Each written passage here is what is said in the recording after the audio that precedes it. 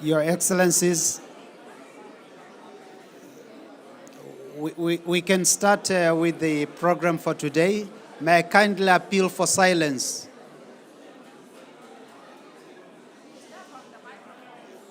Your Excellencies, please, can we stop some movements?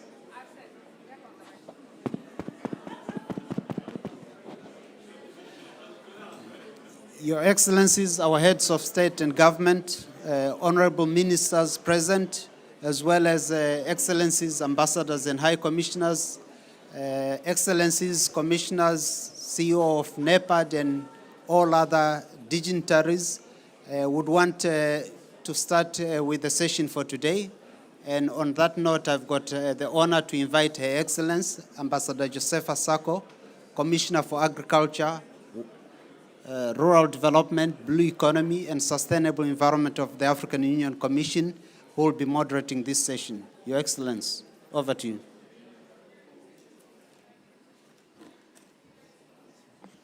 Thank you for giving me the floor. Good afternoon, Excellencies. Bon après-midi. Boa tarde a todos. Let's call the meeting to an order. Excellencies, Head of States and Government, Honorable Ministers, Excellencies, Head of International Organizations, my colleagues, commissioners, ladies and gentlemen, all protocols duly observed. I will also like to welcome Your Excellencies to the African Day and to thank you most sincerely for accepting the invitation and for setting aside time despite your busy COP28 to join us. I know that all your agenda is very busy and crowded, but you had time to come to the Africa Day because this is our day, so we need to really be here, speak in one voice, common position, and then drive our agenda of environment. My name, for those that don't know me, I am Ambassador Josepha Leonel Correa Sako, Commissioner for Agriculture, Rural Development, Blue Economy, and Sustainable Environment. As he takes the floor, as I take the floor, sorry, I forgot. I will be the moderator of the opening segment of this meeting, just the opening segment. With this, let me invite His Excellency Claver Gatete, United Nations Under Secretary General and Executive Secretary of Economic Commission for Africa, UNECA. Over to you, my brother, you have the floor.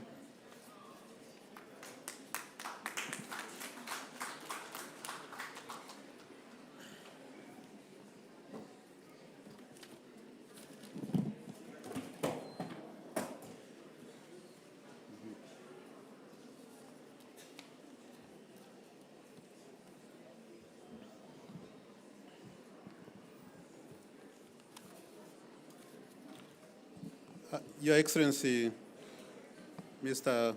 Azali Assoumani, President of the Republic of Comoros and the Chairperson of the African Union, Excellencies, Heads of State and Government who are here present, Commissioners, dear colleagues, distinguished ladies and gentlemen.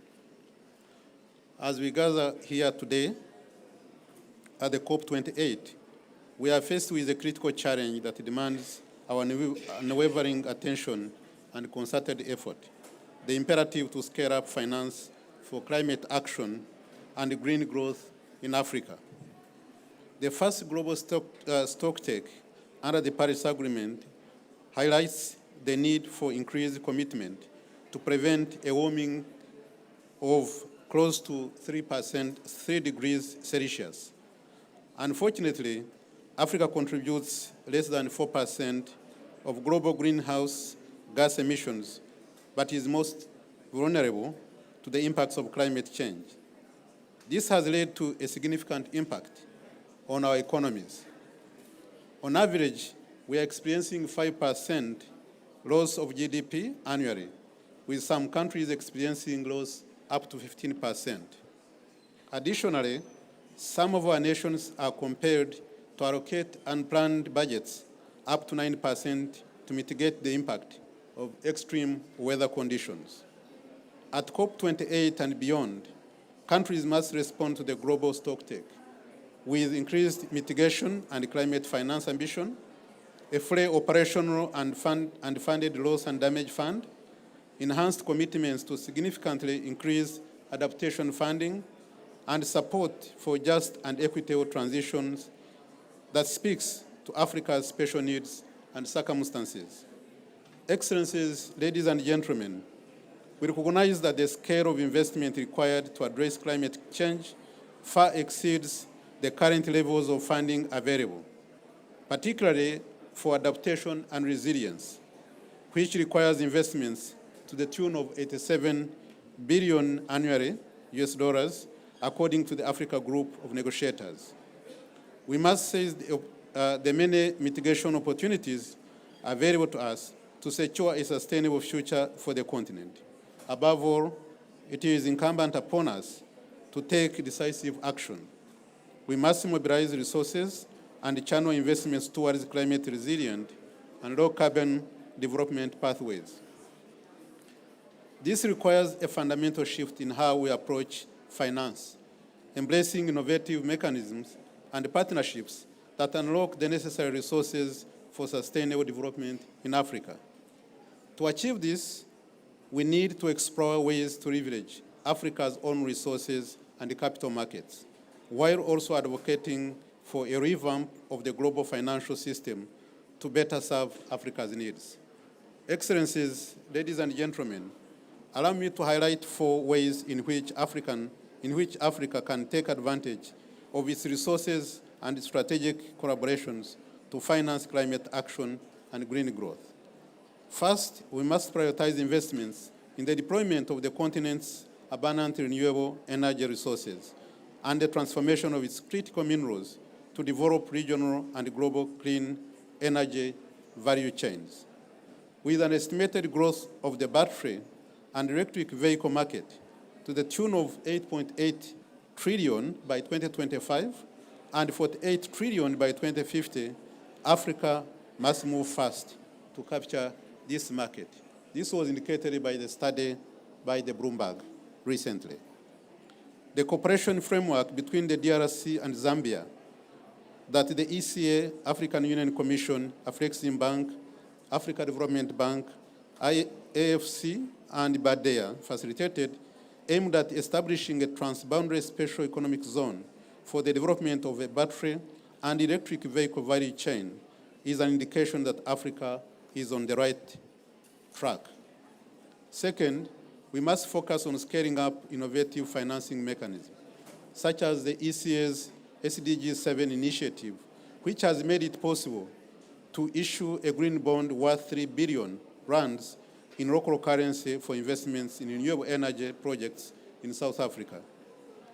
Third, there is a great potential in developing the African carbon credit market, to unlock additional green financing for Africa.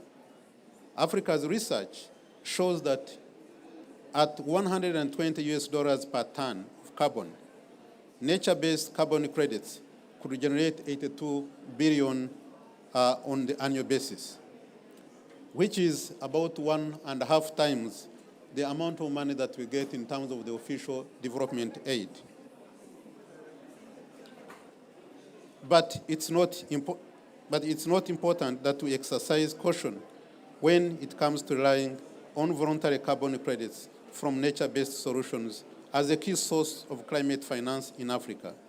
Instead, we must equip our member states with the necessary data-driven evidence to gain a better understanding of the nuances and risks involved with this approach. We must address the asymmetry between demand and supply to ensure that Africa's participation in carbon markets involves a high integrity credits and is increasing. In view of this, ECA is supporting the Climate Commission of the Congo Basin to develop a carbon registry and protocols for transparency. Furthermore, our African Climate Policy Center supports capacity strengthening on Article 6 of the Paris Agreement. Fourth, the need to develop and roll out a pipeline of bankable projects on the continent cannot be overemphasized. The UN Regional Commission's collaboration with the Glasgow Financial Alliance for Net Zero and the UN Climate Change High-Level Champions to scale up the pipeline of bankable climate projects is making progress, but more needs to be done to attract funding for large and transformative projects. In Africa, we are working with the African Union Commission to enhance the bankability of PIDA projects under this initiative. Excellencies, ladies and gentlemen, as I end my remarks, my call to you is the urgency to focus on how we can support, scale up, and connect these Africa-driven initiatives and identify and address barriers for action. The decisions we make here today will reverberate for generations to come. We have the opportunity to work together to demonstrate our collective resolve, vision, and solidarity as a continent at the United Nations Summit of the Future next year. I thank you so much for your kind attention.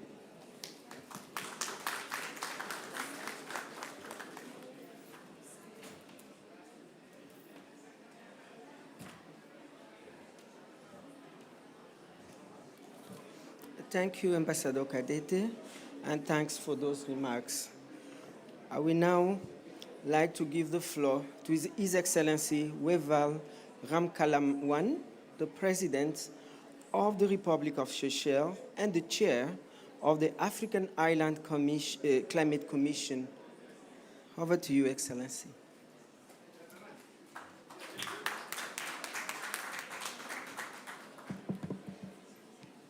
Thank you very much, Madam Chair.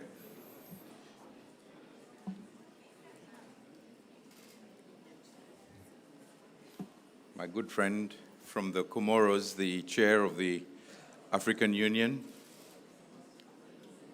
heads of state, ladies and gentlemen, ministers, all protocol observed. I mean, there are so many important people in this hall that it's very difficult to go through the list, but a very warm welcome. As you can see on the list, I was not supposed to be speaking as number 2. There were a lot of other people who were supposed to speak before me, but anyway, we'll catch up eventually. But let me, on this Africa Day, first of all, start by congratulating our brother from Madagascar, President Rajoel, who is the only president-elect in our hall today, and we want to congratulate you, our dear brother from the Indian Ocean, and as a fellow island boy, we want to say the Indian Ocean will continue to work together, and we'll be there on the 16th to support you. The topic that we are addressing today, the question of finance, is of course one which is very important, especially for us, islands of Africa. Too often when we talk about Africa, we refer directly to the continent. And we forget that Africa is also made up of a number of islands. And I don't want to blow our trumpet too big, but too loudly.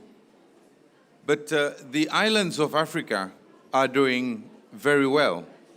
In fact, when we look, be it at governance, the Mo Ibrahim Index, which we use as our standard, we realize that the islands of Africa lead by example. And therefore, we play a very important role.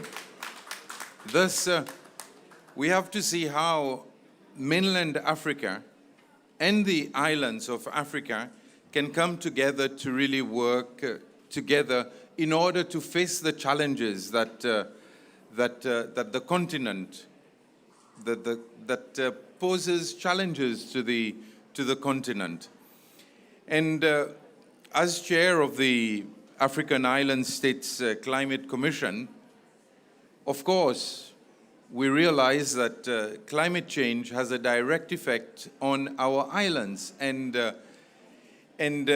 these effects are really bad on the one hand, but they also cause a lot of economic damage to those very islands. But yet, and again, this is a point that I always try to make. Some of the islands of the African continent, of Africa, are the ones that have been classified as high income. And what does that mean? We do not qualify to access concessionary funding. And yet islands are special. And African islands are indeed very special. Yesterday, I was participating in a high-level discussion, and the person who spoke before me was the Prime Minister of Malta. And the issues that he was addressing are the very same issues that we face in Africa as island states. But I had to say to him, the only difference is you have a union, the European Union, that has the funds that will be ready to support you as an island state. But we have the African Union, and we do not have money. And this makes a big difference. And this is why I believe we have to stand together as one, the continent plus the island states. We've just heard about the operationalization of the Loss and Damage Fund. But I want us also to think seriously as African states. This is a fund that will be replenished on a voluntary basis. There is no commitment on the part of those who are big and those who have helped to destroy Africa.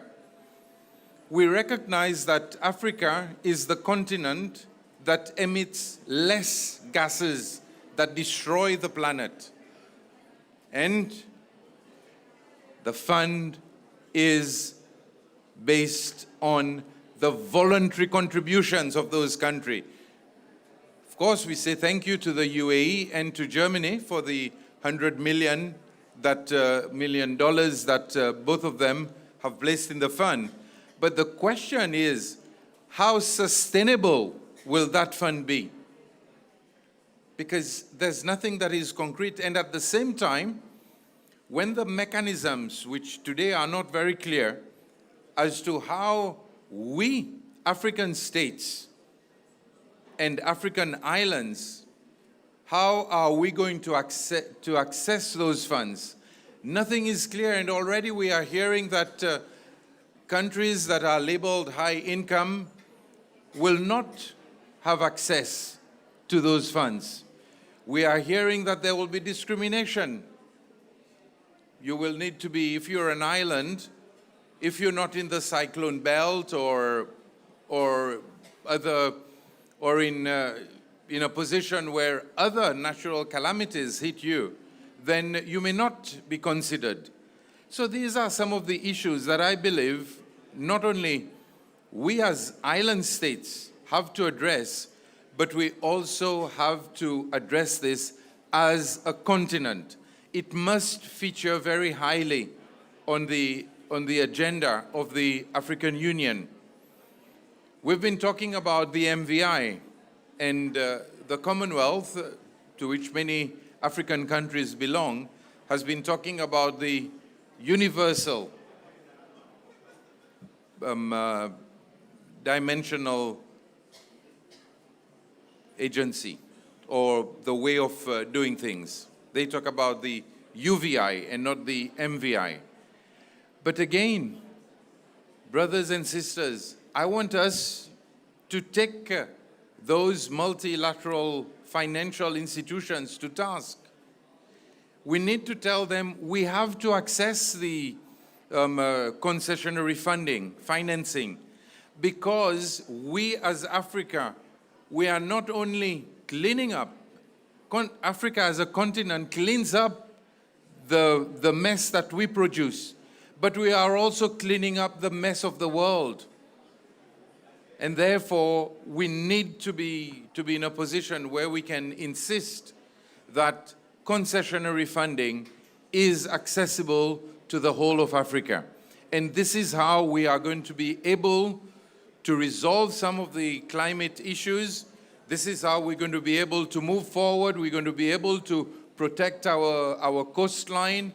We're going to protect the beauty of our islands. And remember, when we go into poverty, and this is something I mentioned, and I think it was, I keep quoting President Macky Sall, when he said very clearly, look, the West may tell us to protect the rosewood tree or to protect this, that, and the other, but when the African man and family go hungry, they will not bother as to whether this tree is important to nature.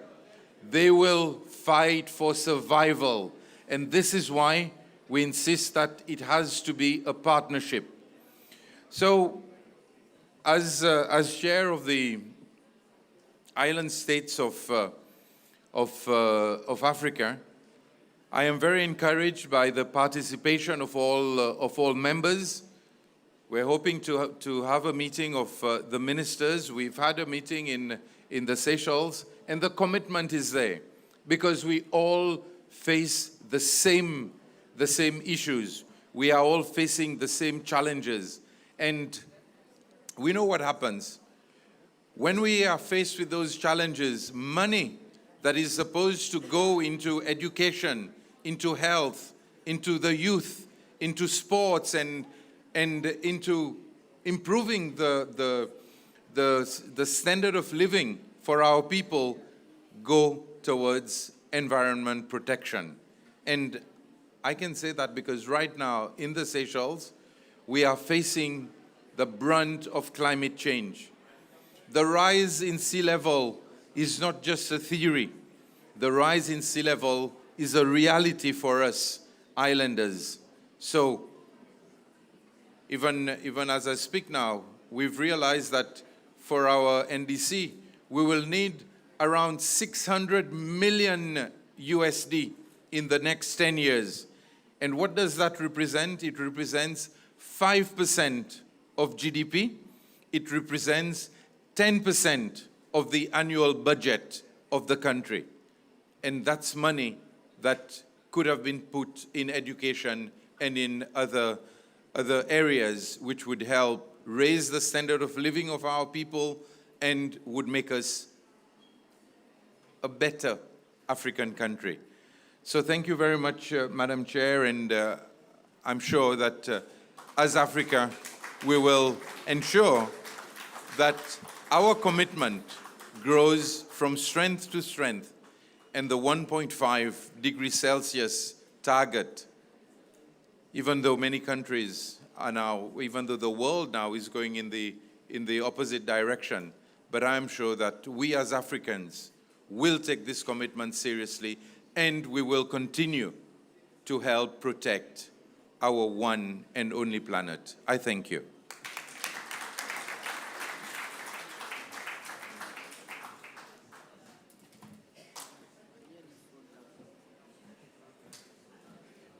Thank you very much, Excellency President. I will now invite His Excellency André Renina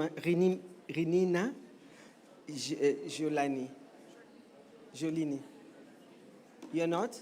Then I will pass to the next speaker. Excellency, let me invite now His Excellency Macky Sall to deliver his speech.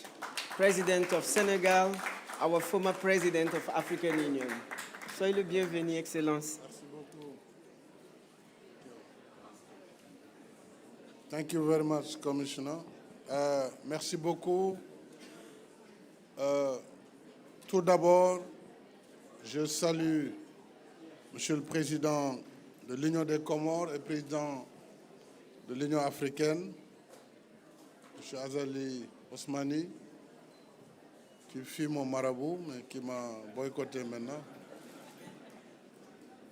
Je voudrais également saluer le président des Seychelles, le président André Rajoelina, que je félicite pour sa brillante victoire. Et je félicite également le peuple malgache. Je salue les éminentes personnalités ici présentes, la Commission, les membres de la Commission, le secrétaire exécutif de la CEA, chers concitoyens africains en cette journée de l'Afrique. Nous sommes à Dubaï pour la COP28 avec des sujets importants sur le climat, des sujets importants également sur la transition climatique, sur la forêt, sur les îles, sur la planète de façon générale. Et on constatera que l'Afrique, comme d'habitude, est le parent pauvre sur la distribution des richesses. L'Afrique, malgré une faible participation dans le réchauffement climatique, parce que nous le savons, nous sommes une société qui n'est pas industrialisée, et donc notre contribution dans le réchauffement est inférieure à 4%, et pourtant déjà nous sommes très fortement engagés pour l'action climatique dans tous nos pays.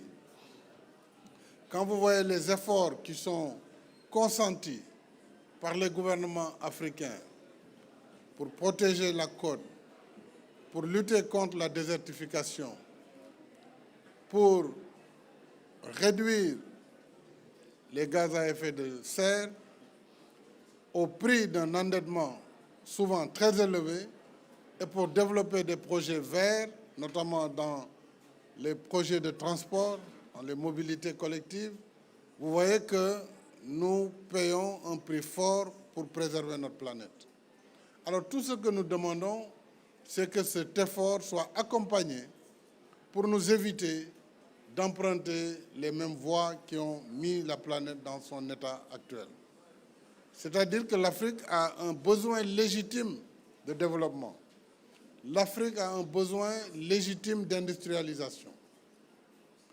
Cette industrialisation, ce besoin en développement, saluons le président de la Commission, Moussa Faki.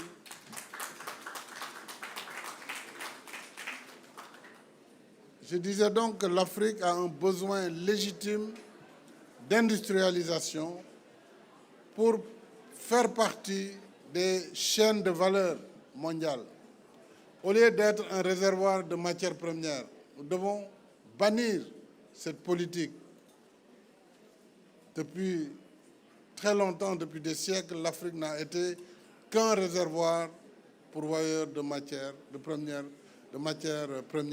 minérales, forestières, océanographiques, halieutiques. Il nous faut transformer ces matériaux, il nous faut transformer pour donner de la valeur ajoutée et pour donner des emplois à la jeunesse du continent. Donc c'est là l'enjeu fondamental, le financement de cette industrialisation qui passe nécessairement par la disponibilité d'une énergie bon marché, d'une énergie certes verte, mais ne tombons pas dans le piège simplement du tout vert pour vraiment enjamber les réalités de l'Afrique aujourd'hui. C'est-à-dire que l'Afrique doit bénéficier d'une transition énergétique juste et on doit accompagner cette transition énergétique. Donc, il faut que nos partenaires sur cette question soient assez corrects avec nous pour accompagner la transformation vers l'économie décarbonée. On ne peut pas du jour au lendemain être dans une économie décarbonée. On a besoin de cette transition. On a besoin aussi de financements adéquats pour valoriser tout le potentiel renouvelable du continent. Il est énorme, ce potentiel. que ce soit l'hydroélectricité. Rien que Inga 3 pourrait éclairer la moitié du continent. Mais c'est plus de 40 gigas d'électricité. Ça demande énormément de ressources, plus de 20-30 milliards de dollars d'investissement. Donc il faut mobiliser la communauté internationale et les partenaires, y compris partenaires privés, sur la valorisation de ce potentiel d'énergie renouvelable sur le continent, tout en accompagnant les énergies fossiles de transition, notamment le gaz, et pouvoir être au rendez-vous de 2050-2055. Quoique c'est de la seule façon que nous pourrons réussir notre industrialisation, que nous pourrons donner l'emploi à notre jeunesse qui n'a pas vocation à aller périr dans la Méditerranée ou à se retrouver en Europe ou aux États-Unis. L'avenir de la jeunesse africaine, c'est sur le continent africain. Donc moi, ce plaidoyer, c'est ce que je voulais dire. Et pour terminer, je voudrais dire un mot sur la Grande Muraille Verte, qui est un projet majeur du continent, aujourd'hui adoubé par tout le monde.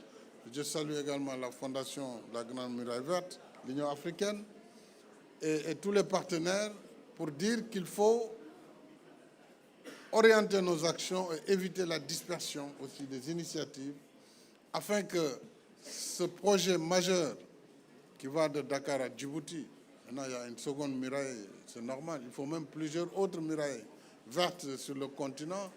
Jusque-là c'était est-ouest, mais il faut nord-sud, pourquoi pas, pour entourer notre continent vraiment de cette ceinture verte qui a pour vocation de freiner la désertification.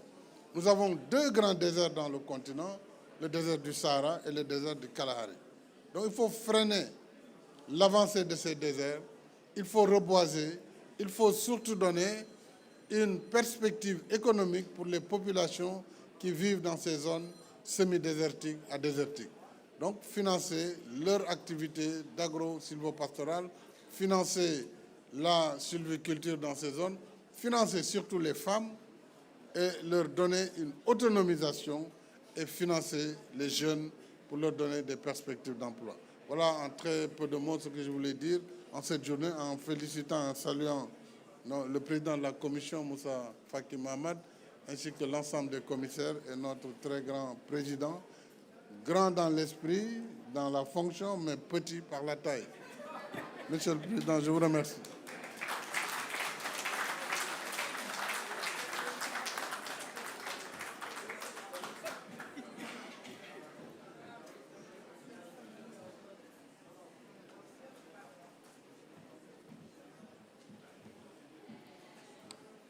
Merci beaucoup, Excellence, pour votre discours vraiment très élucidant, très orientant.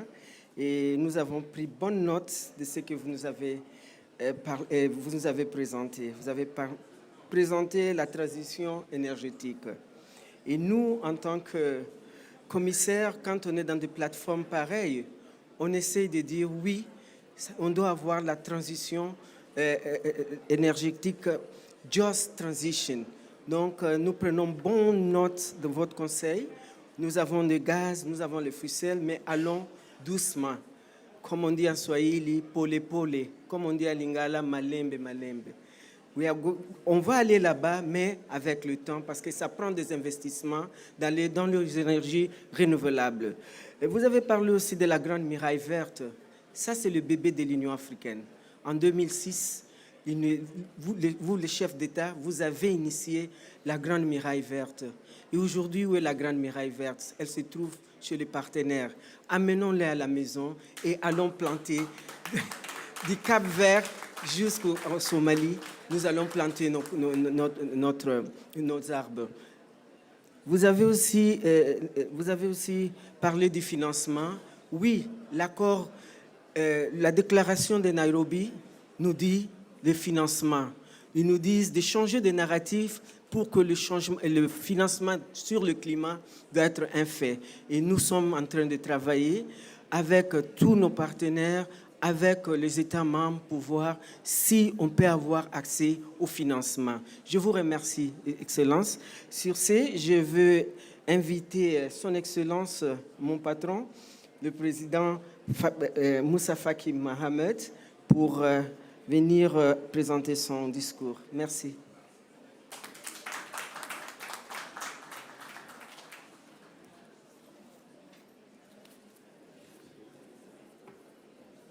Merci, Madame la commissaire. J'avoue qu'il est très difficile de prendre la parole après le président Macky Sall, toujours pertinent et éloquent. Mais je vais m'essayer quand même. Excellences, Mesdames et Messieurs, permettez-moi, à titre liminaire, d'exprimer ma joie de me trouver ici aujourd'hui parmi vous en cet espace d'Afrique, le pavillon africain de la COP28. C'est le lieu et le moment d'exprimer nos remerciements au gouvernement et au peuple des Émirats arabes unis pour l'accueil chaleureux qui nous a été tous réservé et pour les excellentes conditions de tenue de cette grande conférence. Excellences, Mesdames et Messieurs, la centralité des questions de l'environnement et des conditions climatiques qui enveloppent le monde et l'Afrique, en particulier, passe de tout commentaire. Qu'est-ce qui n'a pas été dit? Tout ou presque a été dit. Nous sommes à la 28e conférence des parties sur le climat. Les problèmes sont toujours les mêmes et je crains fort que les discours soient restés aussi les mêmes. Permettez-moi, tout en restant particulièrement sobre, de mettre en relief 4 remarques. La première est celle du constat que l'Afrique, considérée comme un pollueur mineur de la planète, est inversement proportionnelle au continent, dont les avantages en matière d'investissement dans le climat demeurent les plus modestes. Cette étrangeté atteste d'une injustice, encore une autre, dirais-je, vis-à-vis de l'Afrique. Il est de la plus haute importance que le jour de l'Afrique mette sans embâche cette injustice en relief. Notre message ici doit être sans ambiguïté. La deuxième remarque est relative aux investissements financiers en Afrique et de la part des conditions climatiques là-dedans. Sans vouloir avancer des chiffres, force est de remarquer que cette part demeure une part congrue. Notre plaidoyer ici, pour l'avoir augmenté, ne devrait pas faiblir. C'est le deuxième message que cette journée devrait envoyer avec toute la force de nos voix conjuguées. La troisième remarque est relative à notre conception du lien entre la transition et l'adaptation. Il est clair aujourd'hui que le vue de l'Afrique sur cette thématique ne coïncide pas forcément avec celle de certains de nos partenaires. Il est fondamental que des négociations sérieuses s'ouvrent sur ces questions pour dégager un consensus pratique là-dessus. C'est le troisième message qu'il est souhaitable que cette journée d'Afrique envoie au reste de la planète. Enfin, je voudrais, et c'est ma quatrième remarque, mettre en relief notre forte référence à la déclaration de Nairobi. Il ne sert à rien d'adopter des déclarations solennelles et de s'en détacher par la suite. En matière environnementale, la déclaration de Nairobi doit être et doit demeurer notre credo. Elle est notre référence en la matière et à ce titre, la journée de l'Afrique doit être la journée de notre attachement unanime à notre déclaration. L'Afrique n'aura aucune force, nulle part, si elle oublie un seul instant que sa chance est toujours, en toutes circonstances, dans son expression d'une seule voix. Je vous remercie.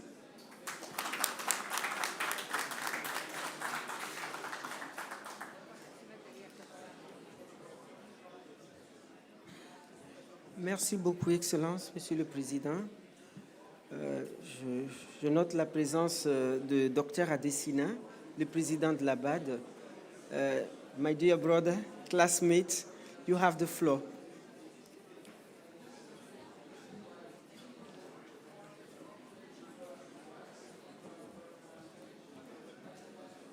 Thank you very much, my dear classmate.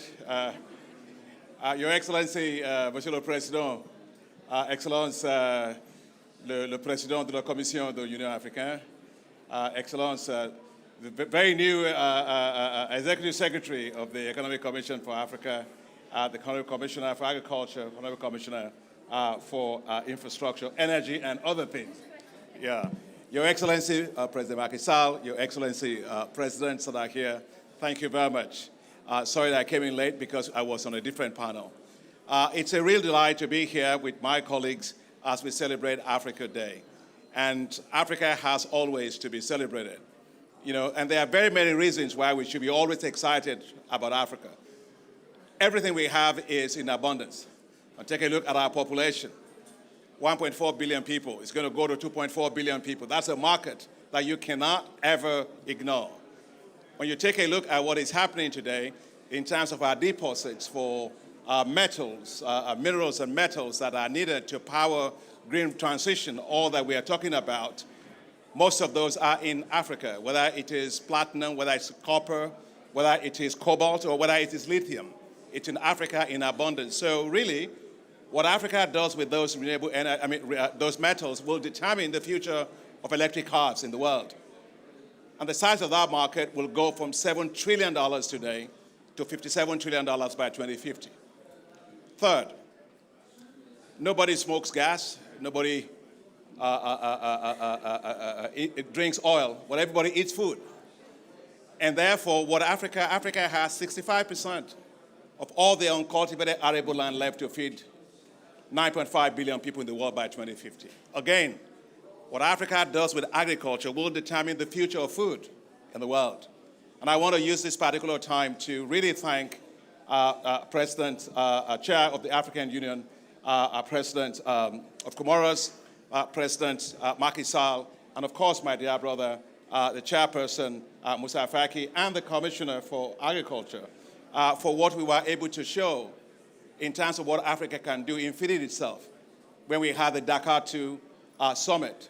And in that Dakar II summit, you, the heads of state and government, came there, and our determination was very clear, that Africa will not and will never again be begging for food. There's no way. We must be a powerhouse in food and agriculture. And I'm delighted to say that, thanks to your head of states and governments, we have food and agriculture delivery compacts for which we were able to mobilize, to date, $72 billion to implement that. I think if you don't have confidence in Africa, let that number hit you. That is actually very, very important. President Macky Sall always talks about the issue of risk and the fact that our risks are very high, passive risk, but the real risks are not as bad as that. Those who know Africa is not as risky. But don't believe me because I'm very optimistic about Africa. Just believe what the data says. Believe the facts. We actually had an assessment that was done, to look at the infrastructure. Infrastructure is a major issue. Now, if we want to close the $68 to $108 billion annual financing gap for infrastructure, we've got to be bankable. The risk of investment must be low, and the risk of default must be low. Well, everybody thinks that the risk of default is high in Africa. Absolutely not. There was a study that was done by Moody's Analytics, and that result actually looked at 14 years of cumulative losses in terms of infrastructure investment. What did they find? Africa has the least in terms of non-performing loans on infrastructure. Africa is bankable, and that's why we should be proud of who we are, be proud of our continent. And the last thing I want to say before I go and sit down is that the best thing that will happen to us in this continent is our young people. Take a look at it. 477 million of them between the ages of 15 and 25. And these people are going to be the ones with creativity, with the ideas that are going to drive fintech, that are driving creative industries, that are driving food and agriculture. These are the ones that are going to be the wealth creators of our continent. But sometimes when we look at them and they go on Mediterranean Sea and they die, our hearts bleed. But I just want to say that as we celebrate Africa Day, let's make it Africa Day for the young people of this continent. Because the truth be told, they are not the tomorrows of Africa. They are the todays of Africa. And generally when I go around and I ask, we have a lot of youth empowerment programs. I want to just urge, let's take a look at these young people as assets, not risks. And let's begin to invest in them, invest in them, invest in them. That's why I would like to just to say on this Africa Day that the African Development Bank believes in Africa's youth. And therefore, that's why we are establishing what's called Youth Entrepreneurship Investment Banks. New financial institutions that will create new ecosystems that will not see the young people of Africa as risk, but will see them as assets. That will allow them to have access to finance with dignity for their businesses to grow it. Why is it that the fintech industry in Africa, the unicorns, we have 7 of them, are financed by private equity funds from outside of Africa? Only 1% of that private equity financing comes from Africa. No. We should put our capital at risk behind our young people, because if we don't, then we ourselves are at risk. I want to commend our African heads of state and government. Thank you for the tremendous leadership. Thank you for everywhere we go in the world. You stand, your voice, your presence, your determination. Africa, because of you, can no longer be ignored. And I think I just want to say that if you didn't realize it, that where the powerhouse is going to be on investment, just think of the following. We had the Africa Investment Forum just 3 weeks ago in Morocco.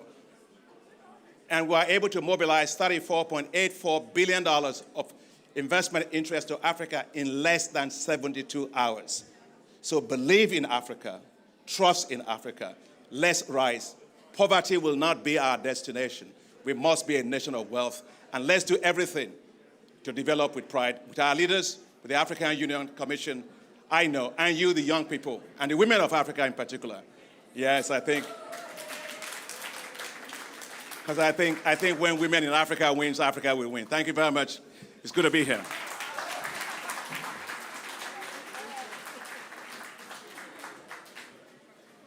Thank you, President Adesina. I think you really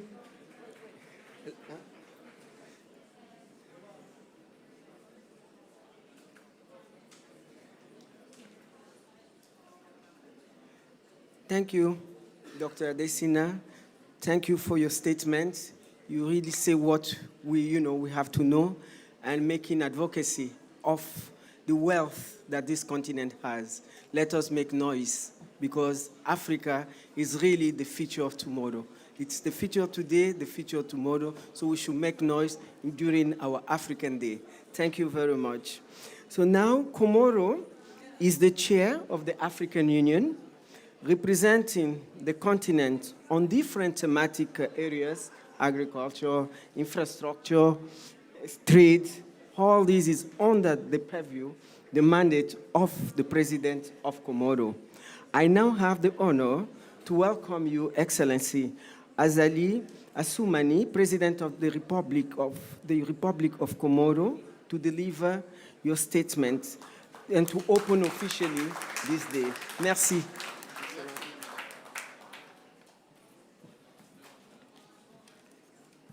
Merci beaucoup, Madame. Excellences, mes chers frères et sœurs, chefs de gouvernement et chefs d'État, mon cher frère Moussa Faki, président de la Commission de l'Union africaine, Mesdames et Messieurs, honorables assistants, Assalamu alaikum wa rahmatullahi wa barakatuh. Permettez-moi de saisir cette occasion pour féliciter notre frère Rajolina d'avoir été élu à Madagascar dernièrement. Mais nos félicitations vont aussi au pays Madagascar, le pays voisin, pour la réussite de ce scrutin dans un cadre serein et de sécurité. Monsieur Rajolina, vous nous avez donné une très belle leçon, parce que les changements anticonstitutionnels qu'on est en train de vivre en Afrique, on doit les bannir. Donc votre réussite, une très belle leçon que vous nous donnez, moi-même et Macky Sall, puisque l'année prochaine on a des élections, en espérant que ça va se passer dans de bonnes conditions pour rehausser l'Afrique et redresser l'Afrique que nous voulons et que nous estimons.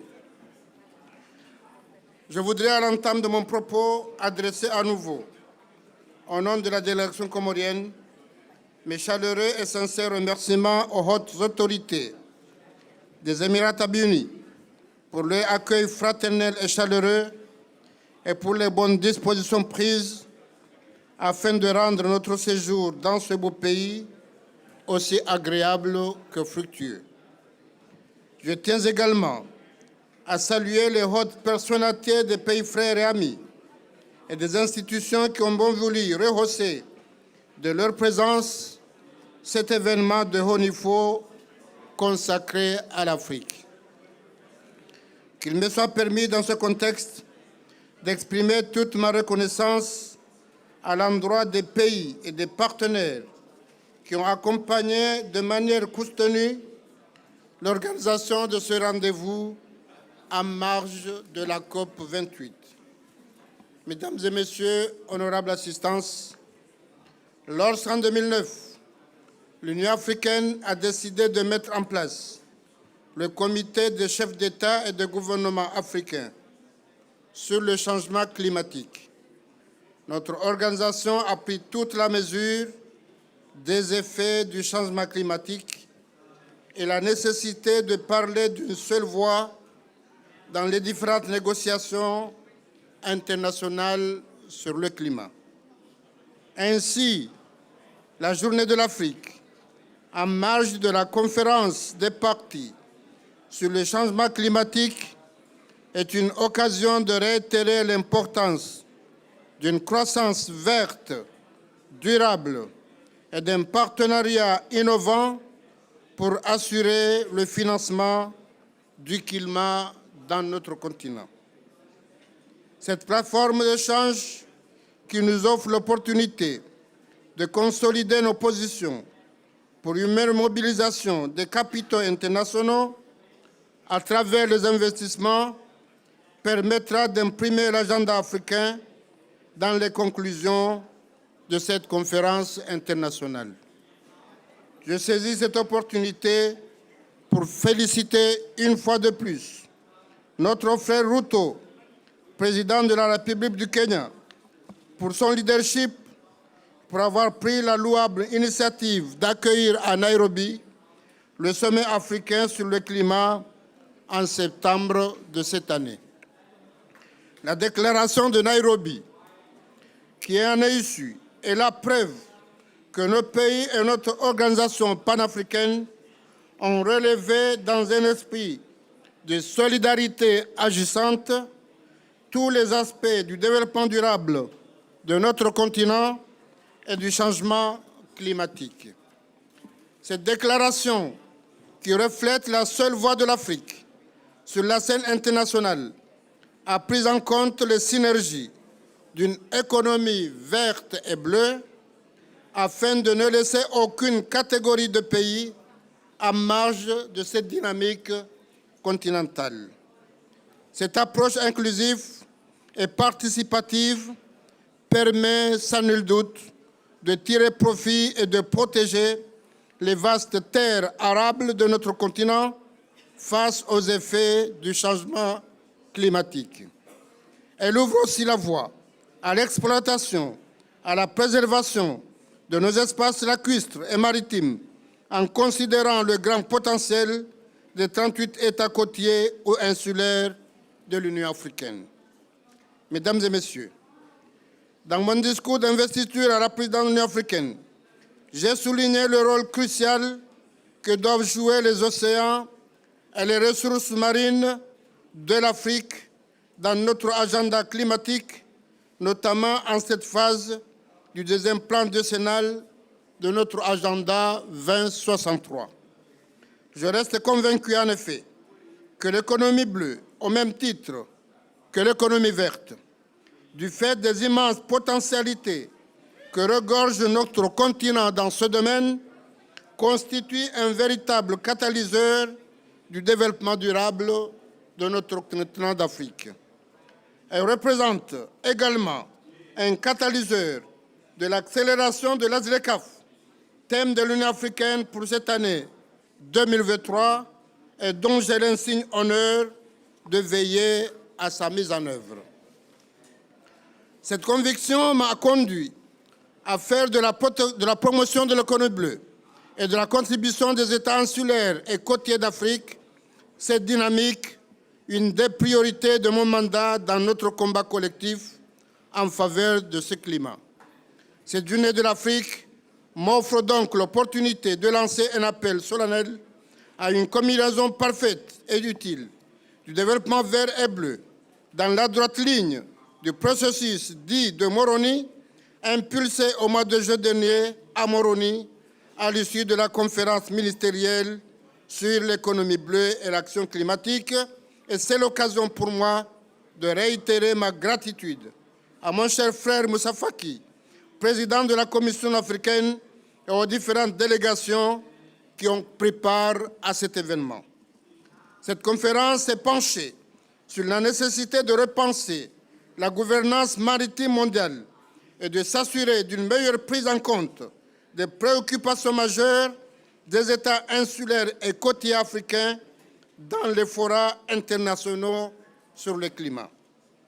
Les enjeux globaux liés au climat appellent à plus de mobilisation et de solidarité de la communauté internationale, d'autant plus qu'il y va de sa survie des États insulaires et côtiers dont certains sont déjà confrontés directement aux effets du changement climatique, notamment la montée des eaux. D'ailleurs, en adoptant l'appel de l'action de Moroni en faveur de l'océan et du climat, les États et les institutions présents ont confirmé l'urgence d'une action d'envergure face aux enjeux climatiques. Les participants à la conférence de Moroni ont reconnu que l'économie bleue peut apporter un souffle novateur à la croissance économique africaine et générer des emplois durables à travers l'utilisation du potentiel marin et halieutique au sein de notre région. Dans cette optique, l'initiative de la Grande Muraille Bleue ou la nouvelle frontière de la Renaissance africaine, l'un des plus grands projets de notre continent, représente une grande opportunité pour l'Afrique dans sa vision de faire de l'économie bleue régénératrice et durable, directement profitable aux communautés. C'est une initiative qui demande tout notre soutien au regard de sa capacité d'agir positivement sur les économies, trouvera en l'ASLECAF la plateforme idéale pour le développement des chaînes de valeur durables et intégrées. Ceci m'amène, en ma qualité de président en exercice de l'Union africaine et de surcroît président d'un État insulaire, à émettre le vœu que cette rencontre soit l'occasion de convenir à l'institutionnalisation d'un panel de haut niveau dont le principal objectif est de faire le plaidoyer en faveur d'une conciliation systématique de l'économie verte et de l'économie bleue dans l'agenda international de développement. Ainsi, je reste confiant qu'à travers cette combinaison du blé et du vert, nous porterons ensemble encore plus haut les recommandations des deux déclarations de Nairobi et de Moroni dans les instances internationales de prise de décision. Et c'est sur cette note d'espérance que je déclare ouverte cette journée africaine. Je vous remercie.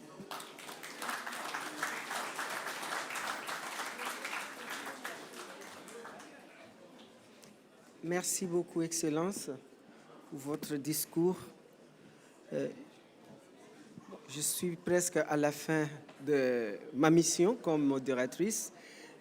Donc, on continue avec le programme.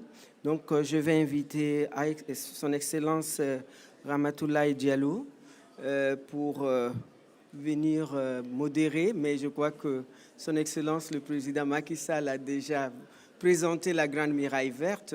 C'est juste 5 minutes avant qu'on passe au suivant point qui est la signature, qui est l'annonce et signature du financement.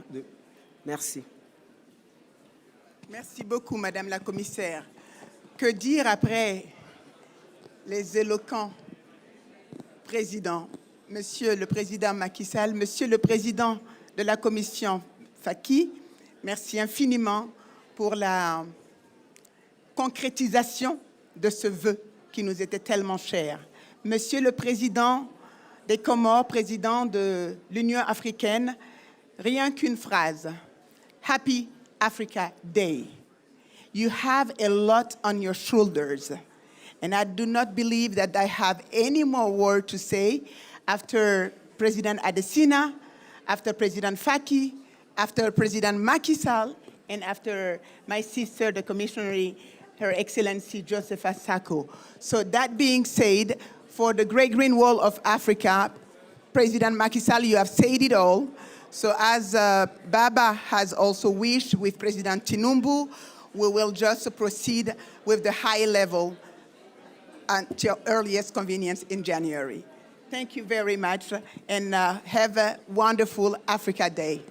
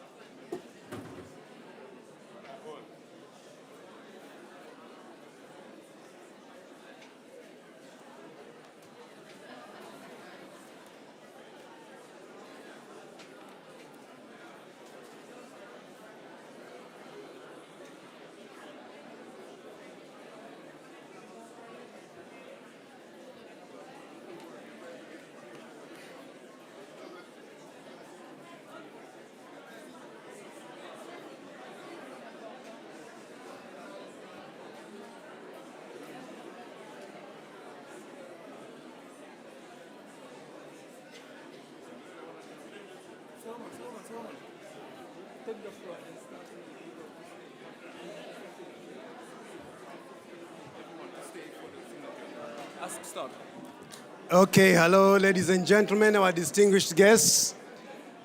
Can I kindly request you take your seats? We are about to begin the next session, ladies and gentlemen. If we can take our seats. Let's take our seats, ladies and gentlemen, please.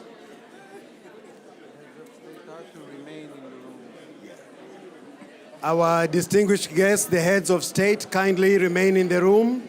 We want to transition to the next session, please. Okay, photographers, if you can now step back. We need to begin the next session, please.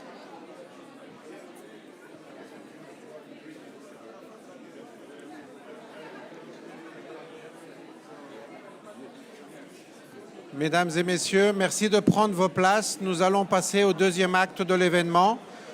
Nous demandons à leurs excellences les chefs d'État de prendre place et nous demandons aux photographes de dégager la scène, s'il vous plaît. Merci.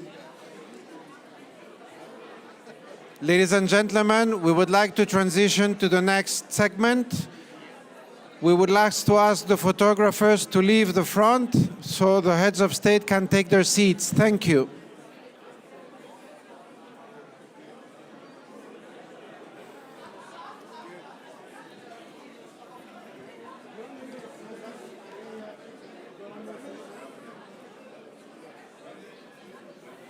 Say it in French, please. Say it in French. Mesdames et messieurs, merci de prendre vos places. Les chefs d'État sont priés de rester dans la salle pour la deuxième partie du programme. Merci.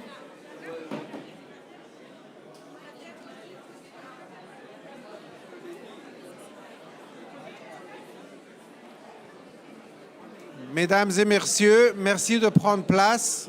Nous demandons aux photographes de se retirer. We would like to ask the photographers to move away so we can start with the next panel. Thank you. We have an important signing ceremony, so please free the stage. Please, it is not finished. There's part 2 of the program. Okay, hello, ladies and gentlemen. I'm moderating the session for the Alliance. Yes. Okay, ladies and gentlemen, can we get started, please? I know there's so much excitement, but let's get started.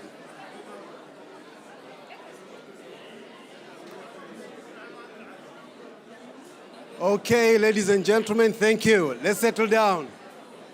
Photographers, please.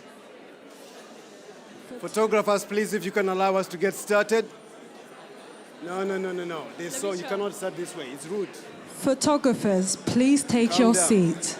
Photographers, photographers, please please. take your seat. Photographers, please take your seat. Photographers, please take your seat. Okay, please. All right, thank you so much.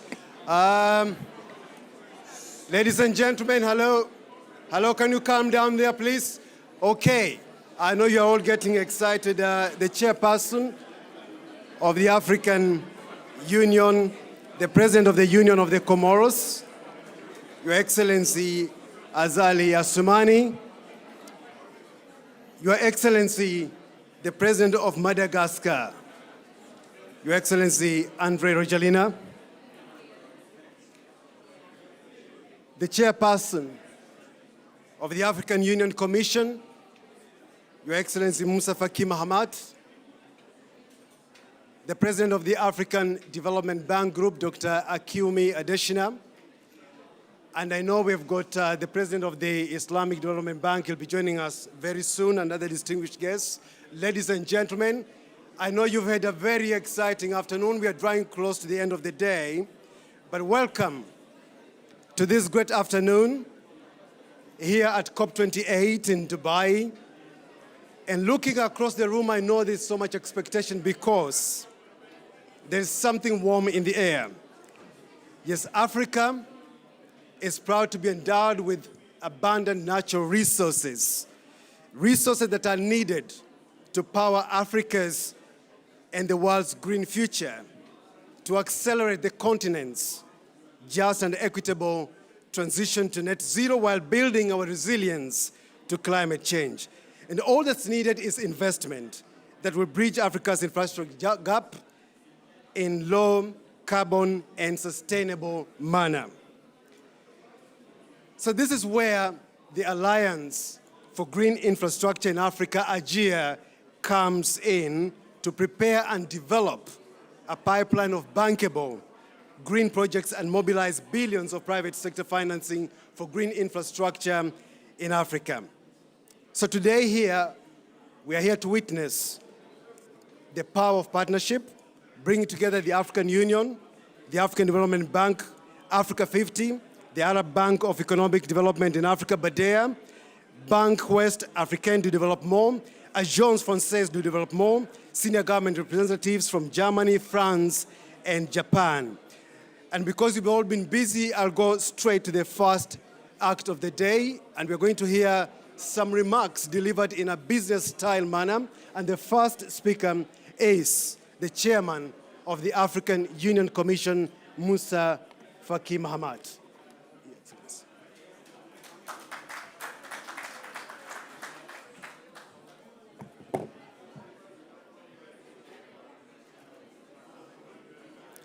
Excellencies, distinguished partners, dear brothers and sisters, I have the honor to represent His Excellency, the chairperson of the African Union. I'm really humbled that he had asked me to deliver a few words on his behalf. So here is how it goes. I am very pleased to be here today to witness the takeoff of the Alliance for Green Infrastructure in Africa, AGIA.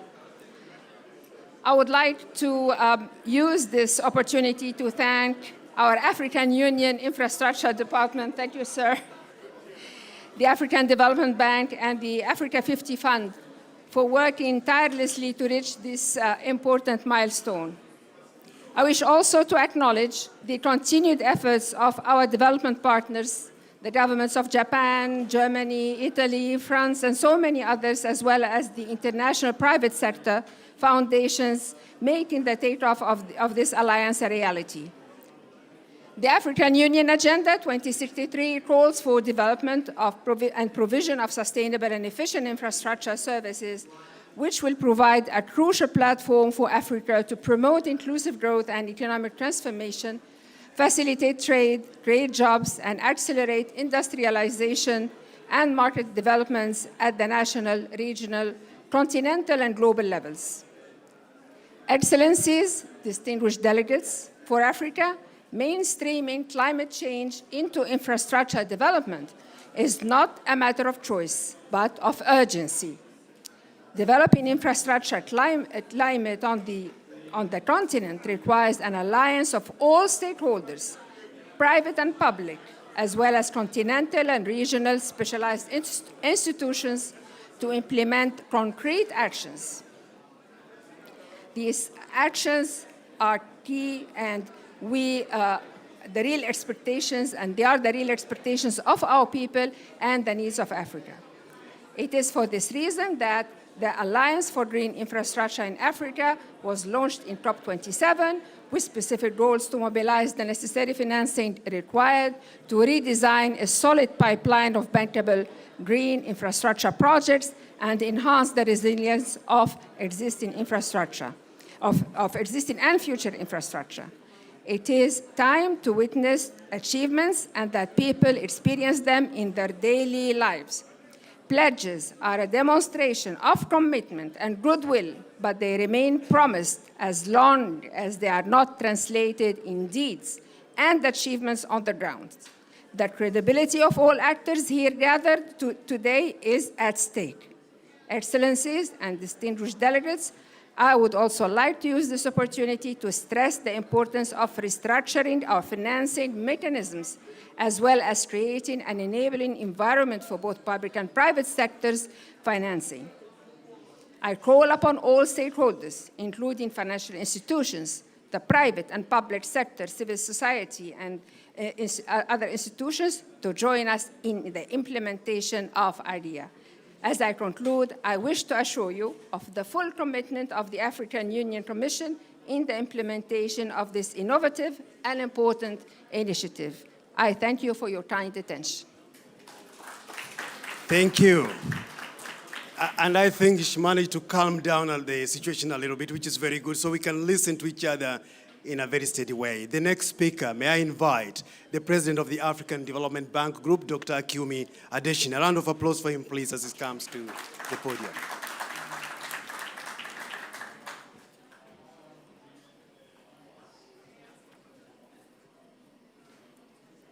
Your Excellencies, heads of state and governments, the chairperson of the African Union Commission, honorable commissioners of the African Union, distinguished ladies and gentlemen, I'm delighted to welcome you all to this event for the signing of commitments by partners to the Alliance for Green Infrastructure in Africa. As Africa, like the rest of the world, plans to transition to net zero emissions, it needs to ensure that it closes the infrastructure financing gap, which is estimated at $68 to $108 billion annually. Importantly, Africa needs to take advantage of its enormous potentials in renewable energy, especially solar, wind, geothermal, and to unleash an energy revolution and transformation of the continent.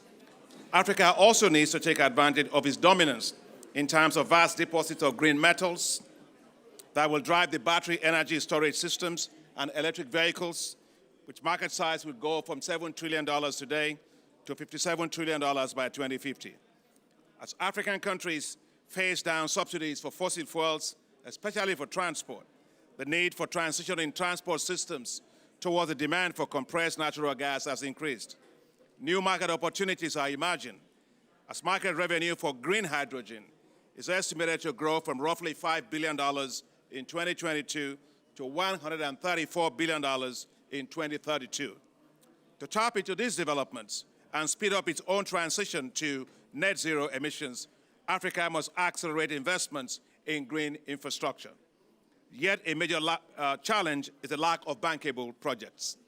And that is why the African Development Bank, Africa 50, the African Union, and other partners launched the Alliance for Green Infrastructure in Africa, AGIA. Can you hear me? At COP28 in Sharm el-Sheikh, Egypt. AGIA will raise $100 million for project preparation, $400 million for project development, and mobilize $10 billion into green infrastructure investments by the private sector. Since the launch of AGIA 1 year ago, we have moved quickly to expand partnerships around the initiative.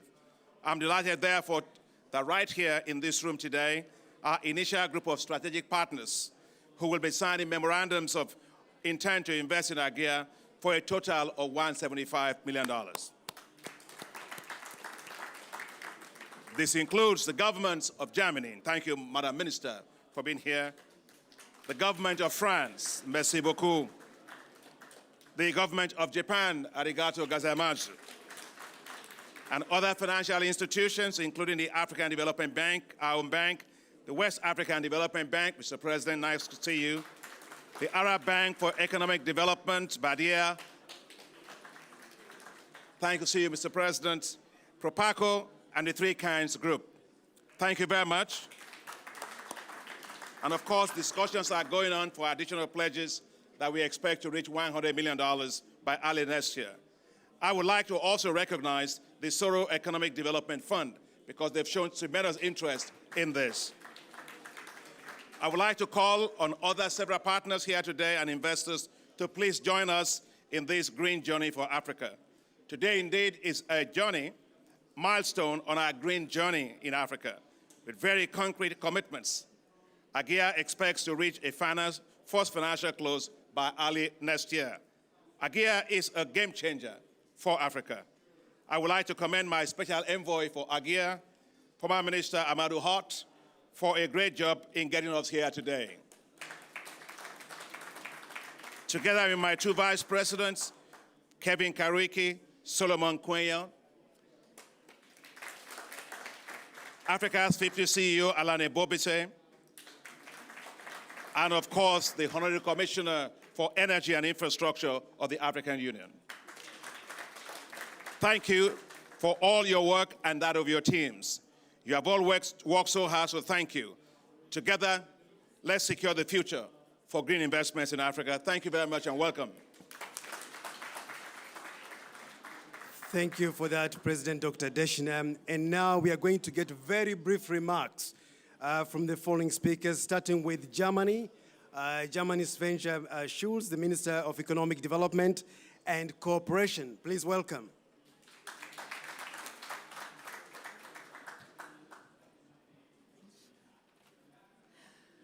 Excellencies, ladies and gentlemen, thank you so much. You all know the world is facing central energy challenges that needs to be resolved by the middle of the century. We need to meet the growing energy demand. We need the decarbonization of the global economy and reducing social inequality, especially gender inequality. Worldwide, around 675 million people have no access to electricity. Almost 80% of them living in sub-Saharan Africa. But only 2% of global investment in renewable energy has been made in Africa. On the other hand, around 40% of the renewable energy's potential worldwide is in Africa. So therefore, I assume a great opportunity for long-term expansion of cooperation in this area. And Germany is a leading partner for the implementation of a socially just energy transition. At the African Climate Summit, the African states have expressed a truly bold vision on the energy transition. And as, without a doubt, the expansion of renewable energies required a joint international effort, we already have launched the Africa EU Green Energy Initiative last year as an anchor of the European-African Energy Partnership. And Germany is aimed to provide 4 billion as part of this initiative. In doing so, we want to strengthen Africa's initiative and expand our partnership with Africa for a just energy transition and access to sustainable energy. We want to create a framework for mobilizing private capital. We want to create synergies with the accelerated program for renewables in Africa and contribute to Africa's aim to accelerate the expansion of renewables. Additionally, I'm pleased to jointly support the Alliance for Green Infrastructure in Africa. I congratulate AFDB on this important Africa-led alliance and want to specifically highlight Algeria's commitment to the 1.5-degree target and its dedication to net zero emissions. Supporting the alliance important work, we are planning to contribute up to 26 million euros to Algeria starting in 2025. Here we will support the funding of Algeria's venture capital fund engaging in the sectors of green infrastructure. And all this shows Germany recognized the extraordinary importance of a just and equitable green transition in Africa, and it is a reliable partner. We stand for cooperation of equals and for joint sustainable development and intensive collaboration that I look forward in the future. Thank you very much. Thank you so much, Madam Minister. Our next speaker is from France, Jean-Christophe Donnelier. Thank you. Let's give a round of applause to Jean.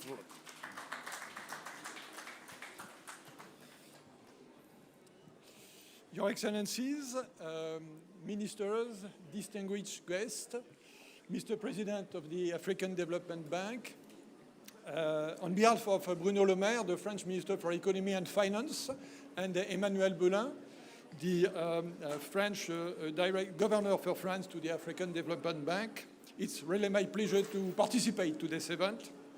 Let me first thank our host and partner, the African Development Bank, and its president. Today is a very important day, actually, for all of us, and I'm glad to be here with other contributors to demonstrate our strong support to the Alliance for Green Infrastructure in Africa and its ambitions. It is crucial to demonstrate that the initiative is moving forward and that our project, our common ambition, is becoming operational only 1 year after his announcement at COP27. As you know, France has been supportive of Algeria since its assumption, and we are glad that the summit for a new global financing pact held in Paris in June has helped to further raise momentum for the initiative. Financing of sustainable infrastructure and private sector mobilization were two major elements of the summit. Algeria is actually a concrete response to these two objectives in proposing a transformational approach for IFIs to climate finance projects in Africa.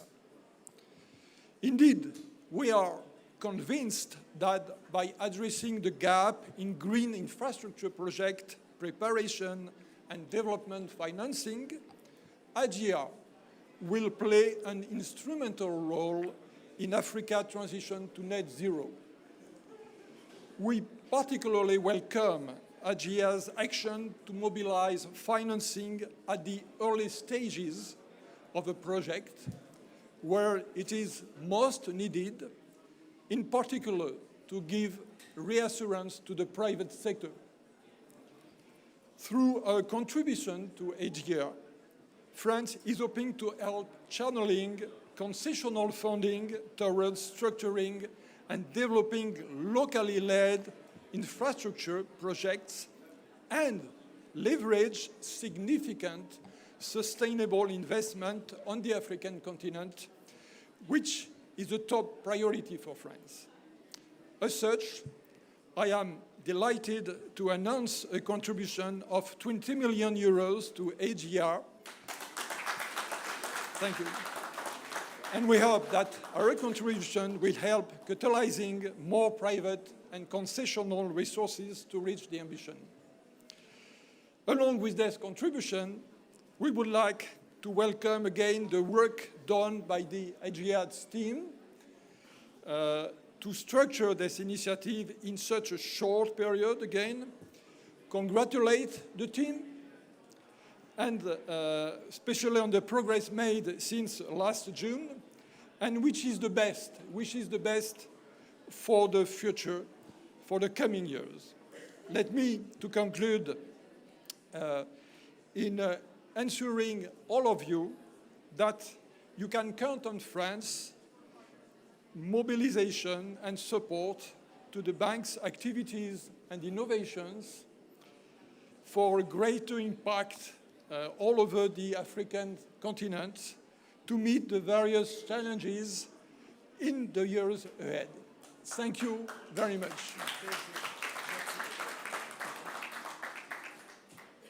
Thank you very much. Merci beaucoup, Monsieur Jean-Christophe. Our next speaker is from Japan. And from Japan, we've got Tomoyoshi Yuhagi, Deputy Vice Minister of Finance. Welcome.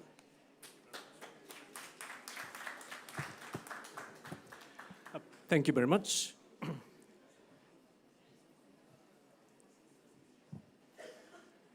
Excellencies and distinguished colleagues, let me express my heartfelt congratulations on the launch of the Alliance for Green Infrastructure in Africa, or Asia. It is a great honor for me to be here today with you on behalf of the Japanese government. Climate change is one of the greatest challenges facing Africa today. The continent's development prospects depends on greenhouse gas reductions as well as climate resilience, which requires more financial resources. We expect that Asia, in cooperation with several global partners, will play a key role in this regard by scaling up financing for green and climate-resilient infrastructure projects. As part of the pledge made by Prime Minister Kishida yesterday, Japan will provide $10 million to the project preparation window of Asia to support Africa in undergoing just and equitable transition to net zero and achieving the 1.5 degrees pathways.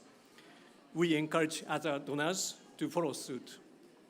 We will continuously advance this important initiative in close cooperation with the AFDB, other key institutions, and like-minded countries. Thank you so much.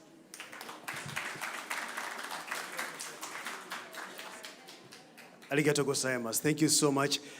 We've got the next stage, which is going to be very, very brief. I want to call on the heads of institutions, and please, not more than 1 minute of your remarks. And straight on, let me invite Sid Otab, President of Badea, please. 1 minute, please. Thank you, sir. Excellencies, ladies and gentlemen, allow me at the outset to congratulate President Adesina for this excellent initiative to set up AGIA, and to thank all the partners who have already announced their contribution to AGIA and those who will do very soon. The Arab Bank for Economic Development in Africa, Badea, has pledged $40 million to support AGIA. Thank you. Well done. You are hearing those figures. A big round of applause. All right, let's see who the next speaker, whether they're going to match that. Who is the lucky next speaker? The next speaker. Okay, the next speaker is Saj Eku. Saj Eku, President of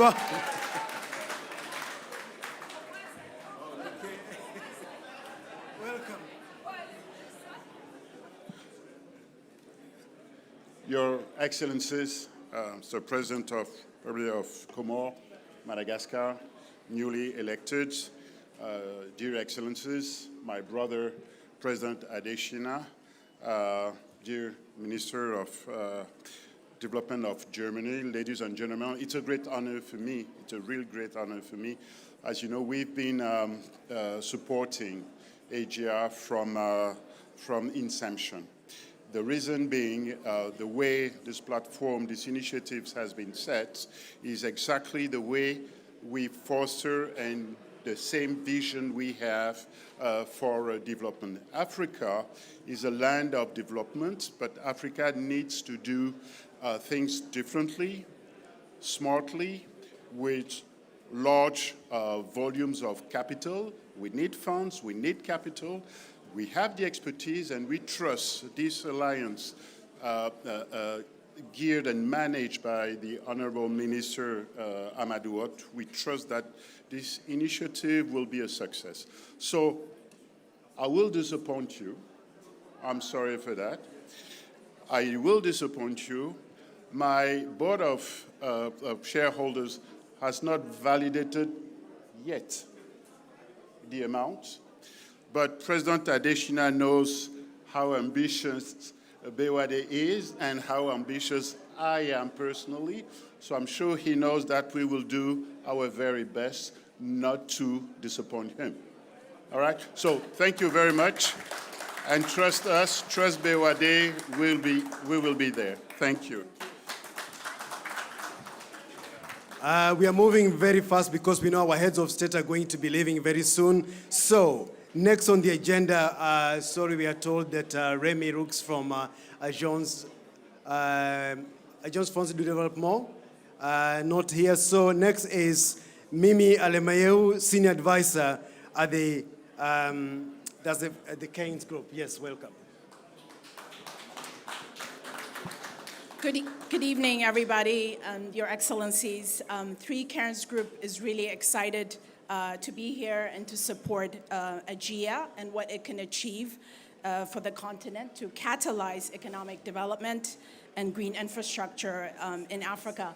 I think President Adesina already said quite a lot, that more risk-tolerant early-stage equity is what is required to increase the number of clean energy projects across the continent.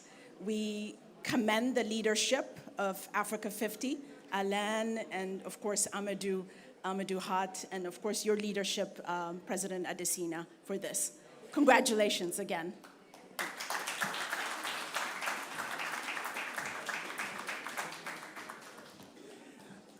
Thank you so much for that, Mimi. That is Mimi from the Three Cairns Group. And let me now invite the CEO of Africa 50, Hélène Ebobisse, and then we've got the EU Vice President, please. Okay, very well. Let me take over. Yes, come on, yes, exactly. Okay. It's a pleasure to invite His Excellency, the new Senior Vice President of the European Union. Very happy to have him. No, thank you very much. This is when you see how good it is when commissioners are working together, be it from African Commission or European Commission. I know that we are under lots of pressure and you like the big numbers here, but I have to start with a personal confession. I spent my best years as a diplomat in Africa, and I brought from there the most precious gift. My daughter Martina was born there. So forever, Africa is in my heart. And therefore, I'm, of course, extremely pleased that we can cooperate with you so closely on making our planet healthier, greener, and therefore we are very proud partners of you, be it in trade, in investment, but also in the green transition. And now the big number, because I know that we are under lots of pressure, and the Excellencies presidents, I'm sure, would have a further program. But I'm very proud to announce that we are going to support the Africa-EU green energy by a big sum, 20 billion with B euros until 2027.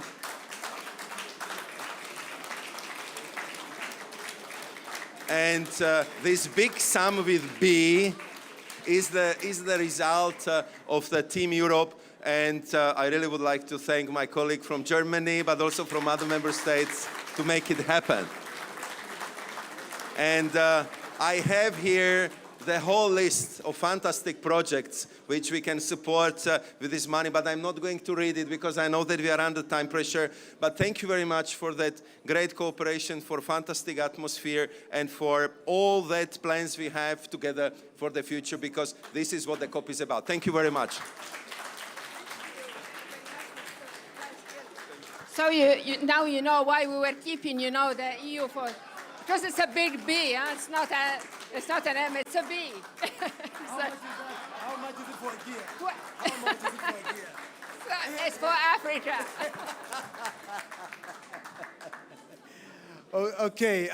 Okay. Please don't leave. We want to take a family photo and do the signing. Yes. I beg your pardon? FDB. Yeah, but we need to hear from Elena Bobise first. Yes, let's welcome the CEO of Africa 50, Elena Bobise. Look, my chairman has spoken, Dr. Adesina, so I don't have anything else to say. Other than that, Africa 50 thanks all the financiers, all the investors. We will be the fund manager for the Project Development Fund. Thank you for your trust. We mean that we are going to work very hard to deliver, to build the pipeline of bankable project. Thank you very much, and thank you. That's it.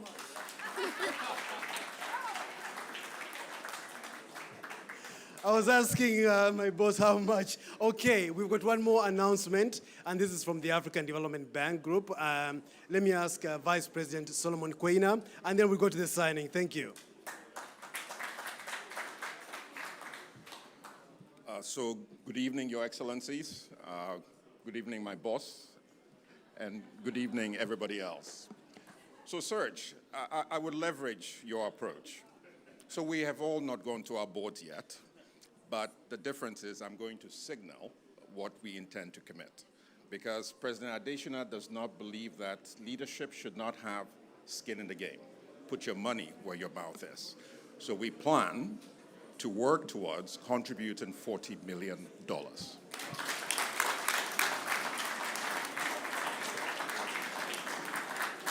Okay, thank you so much. Now we are approaching the signing of the ceremony because our heads of state want to leave. And therefore, let me, I know everybody's pressured up. So in terms of coming to sign, let me just get my order very well. Okay, so just to say that we've got three partners who've already signed, and that is, we've got Propaco, France, and 3 Keynes Foundation. They've already signed. That's how urgent, that's how quick they were. And therefore, let's give them a round of applause. So may I now call upon the President of the African Development Bank Group, Dr. Akumi Adesina, for the signing.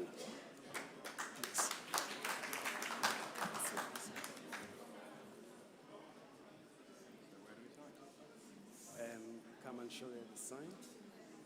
Okay.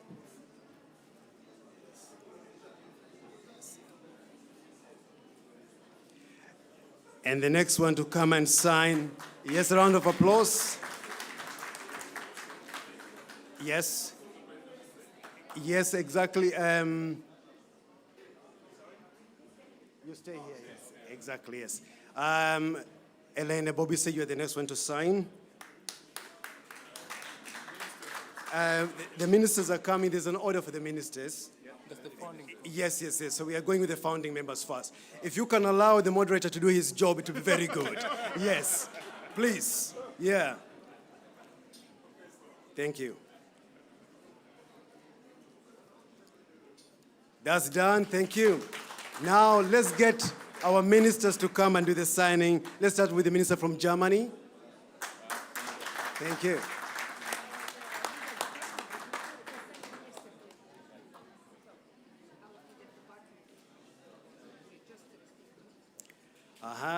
Thank you. And let's get a representative from Japan, please, Tomoyoshi.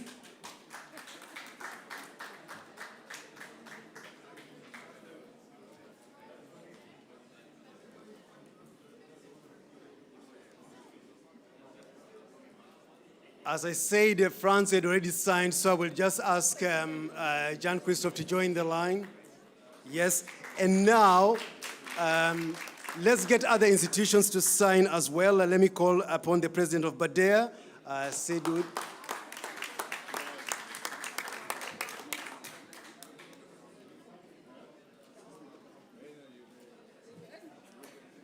Thank you. And let me call upon the president of board, if you are here, Saj. Where is Saj? Yes, okay, very well.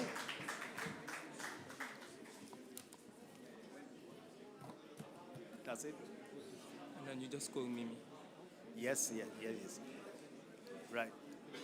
May I call upon Mimi to join the group because you had already signed. So join the group there. Yes. Okay, you can ceremonially sign, and then we are going to a family photo.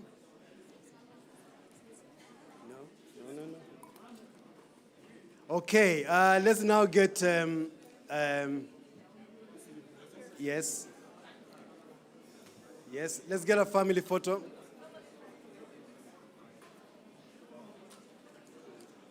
Thank you, Solomon, please join. Yes. Thank you so much. As they take the family photo, I really want to recognize once again, we were graced by the presence. Yes, okay, they're going to hold hands. This is what Dr. Deshina normally calls the baobab tree effect. Yes, so be ready, photographers. Don't miss this moment. It's the baobab effect. All right? Okay, move, spread this way. Okay. Let's do it. Okay. A big round of applause there. Thank you. Thank you so much, the chairman of the African Union, the president of the Union of the Comoros, Azalia Soumani, president of Madagascar, Andre Rogelina. Thank you so much, distinguished guests. Thank you.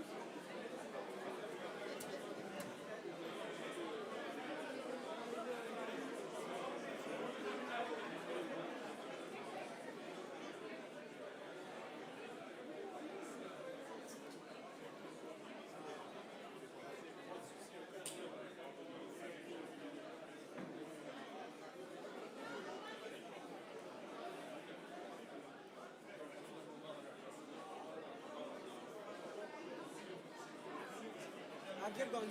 Yes. But they've gone. Please,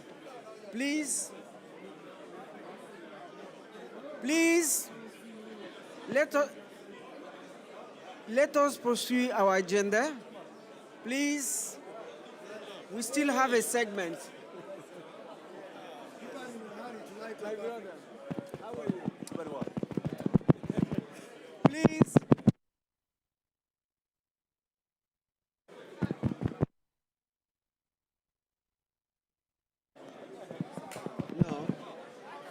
No, we have to finish because some people came from outside. We just 5 minutes.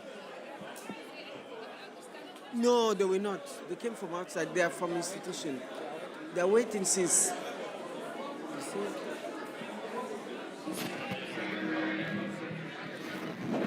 Please. We still have the last session to go. Please take your seat. No, the people are here. Yeah, no problem. I've removed you. Let me shout. Let me move them. Please, we want to continue.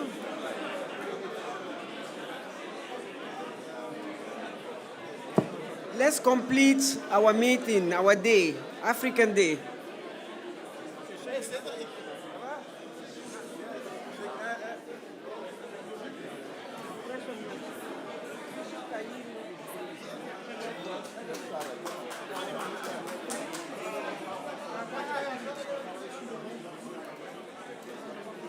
Please, let us finish our meeting. We are about to start our next session. Please take your seats. Let me call His Excellency Elias Pendi Magozi to come here in the podium. Executive Secretary of SADC Secretariat. His Excellency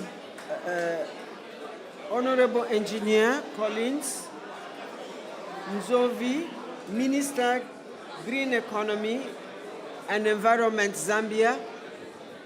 Are they still around?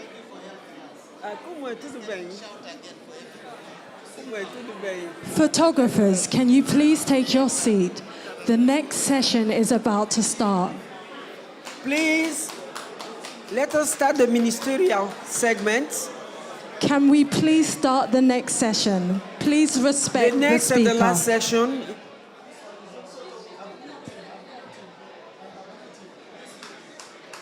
Please take your seats. Please respect the speaker and take your seats.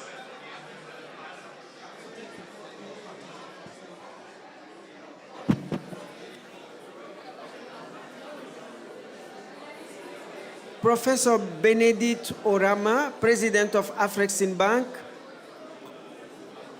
His Excellency George Rebelo Pinto Chikoti, Secretary General of OAPS CPS. Her Excellency Laila Benali, Minister, Energy Transition and Sustainable Development, Kingdom of Morocco. Mr. Mikika Mwenga, Executive Director, Pan-African Climate Justice Alliance.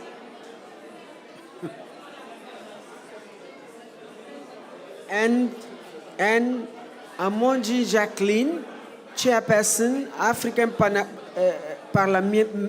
Parliamentarian for Climate Action Network. Please come in front, the panelists. Yeah, this is my bag.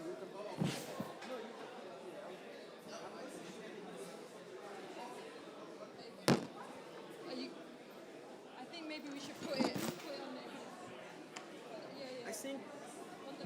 I think our speakers are already ready.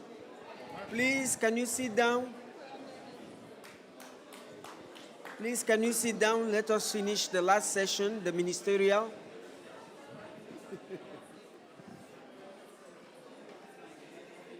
So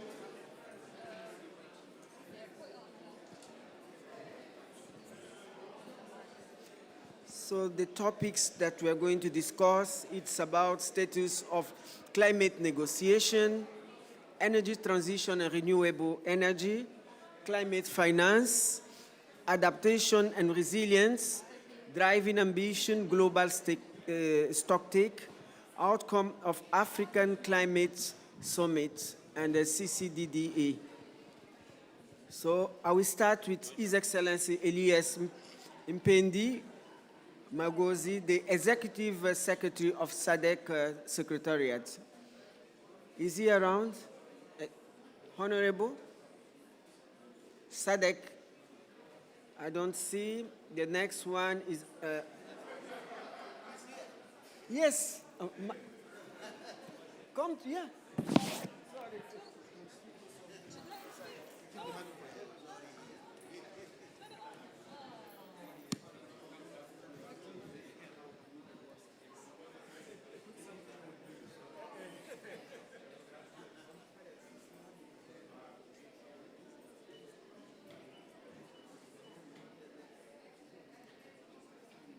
Thank you very much,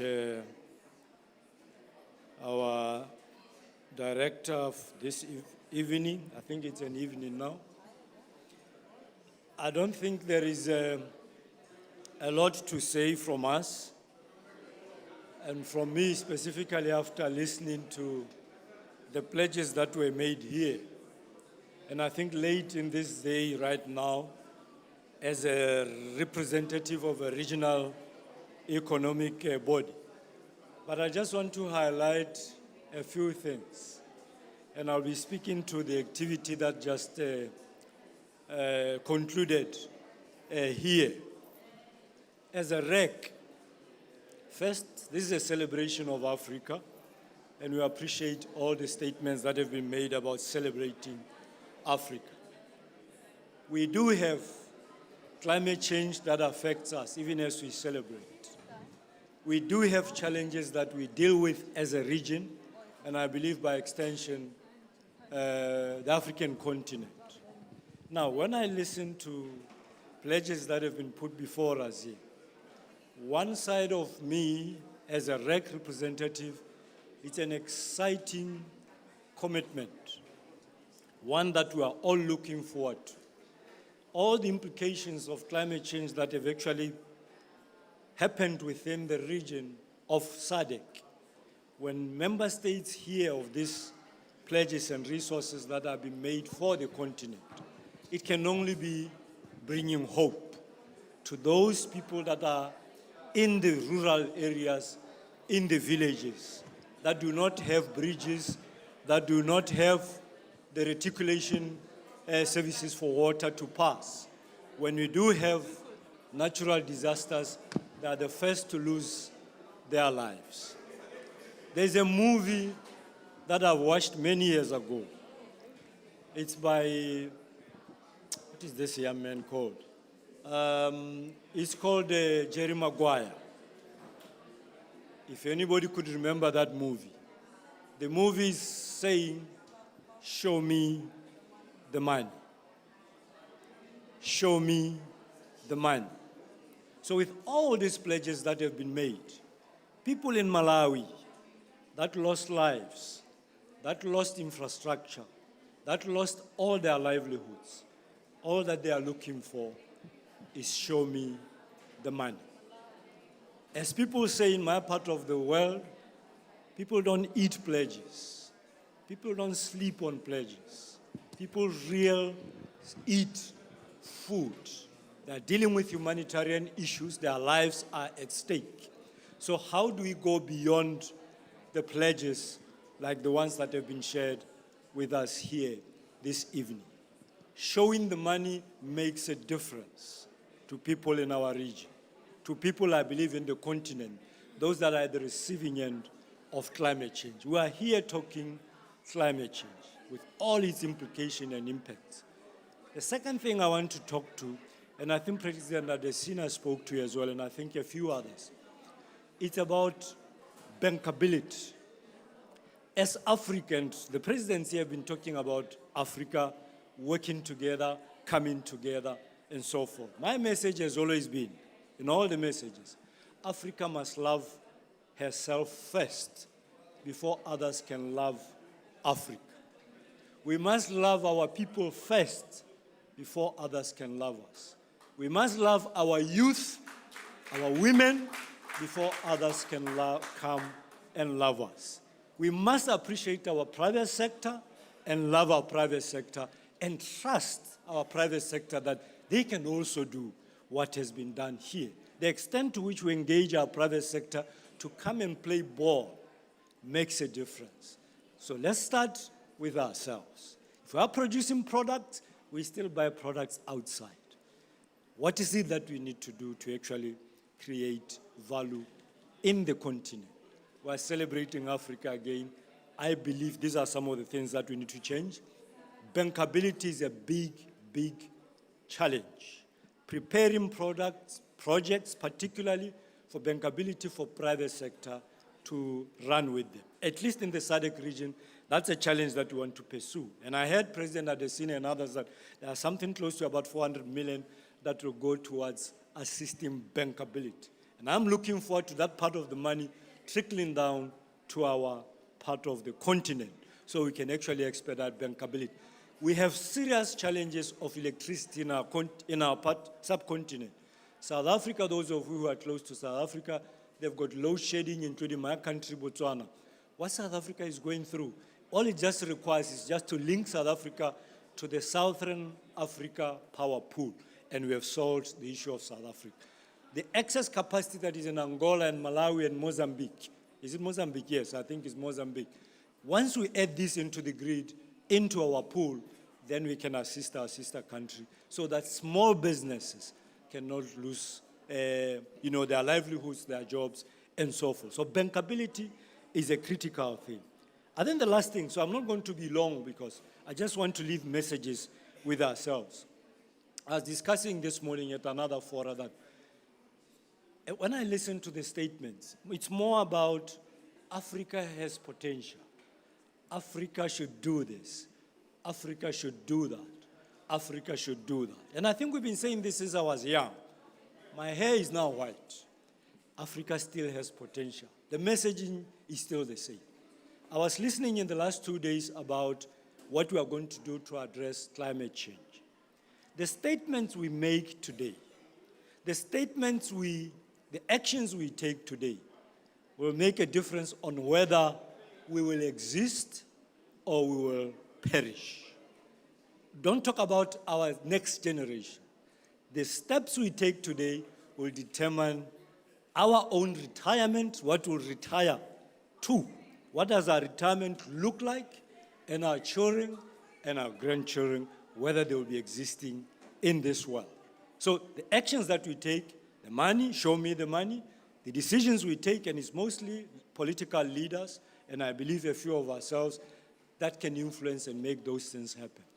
Enough of statements, in my view. Show me the money, show me action, then we can succeed, and others can succeed after us. I thank you.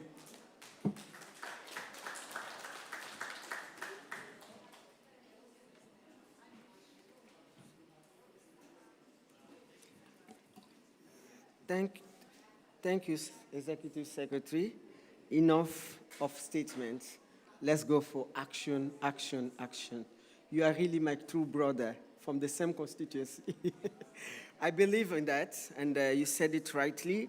And what we are here, when we look at people in the southern region, we are really having a lot of challenges. We have water stress, drought, so I think we need to speed up and improve the livelihoods of our citizens. We are leaders. We are not working for us, but we are working for the community. And we should be proud that, we should try and fight and strive that we should remove poverty as our first name. When we look at the data reports from the World Bank, poverty, Africa, this is our first name, or maybe surname. So let us remove it as leaders and to leave a better future for the next generation. I think we need to do it. We had two big shocks that just passed through us since 2020. COVID-19, there are a lot of lessons learned from COVID-19, mostly in the sector where I am a commissioner, food security.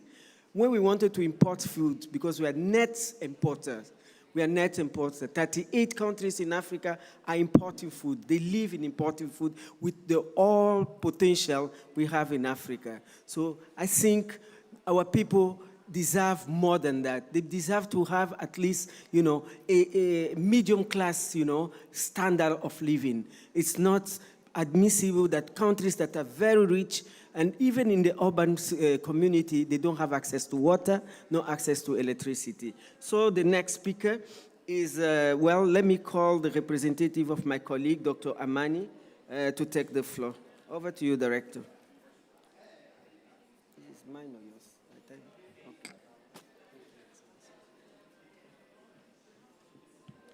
Thank you very much, Your Excellency, Commissioner Ambassador Sako, Excellency Ministers, Excellency Heads of Regional Economic Communities, distinguished delegates. Last year, when we went to COP27, we as Africans went to speak with one voice. We came up with the common position on energy, African common position on energy access and energy transition. We are still echoing the same message coming to COP28 because we believe what that common position contained is what Africa needs out of all these COP discussions. We need to still continue addressing the number of our citizens who still don't have access to electricity. The figure is well known. It's repeated in most of all the events or meetings we have. We also need to address the number of our citizens who still don't have access to clean cooking. What does it mean? We should stop using the traditional, or we should move away from using the traditional. The 900 million citizens who use firewood or charcoal for cooking and move to cleaner fuels like gas. It's a difficult discussion, but this is what Africa should push for. We still need to push for financial resources, in particular climate financing, for us to be able to invest in the renewable technologies which are available: solar, wind, green hydrogen, etc. I appreciate the statement made by the Executive Secretary of SADC. We still have a deficit, for example, in the southern region. And I'm aware from reports and discussions we've been having with the Southern African Power Pool, there's almost a deficit of 11,000 megawatts in the Southern African Power Pool. So we need to accelerate development of generating capacity, connect the grids, promote power trading within the regions, within the countries and the regions. It's for this reason the African Union has come up with the Africa Single Electricity Market, together with the Continental Power System Master Plan, which is being implemented by the African Union Commission as well as AUDA-NEPAD, together with the support of the partners. And recently, in the ministerial meeting of ministers responsible for energy and transport held in September, adopted the strategic plan of the Africa Single Electricity Market. This creates the largest single electricity market in the world, involving 55 member states. We do hope by the time the Africa Single Electricity Market comes operational in 2040, we'll be able to trade and have a market of electricity trading within the member states, in the power pools or the regional economic communities, but beyond. So in countries or regions where they have excess electricity, they'll be able to trade to countries, for example, the southern region, which has a deficit of electricity. These are all initiatives at the continental level, which we, as African member states, went and pushed for during the COP27. Our message still is the same. Coming to COP28, great strides have been made.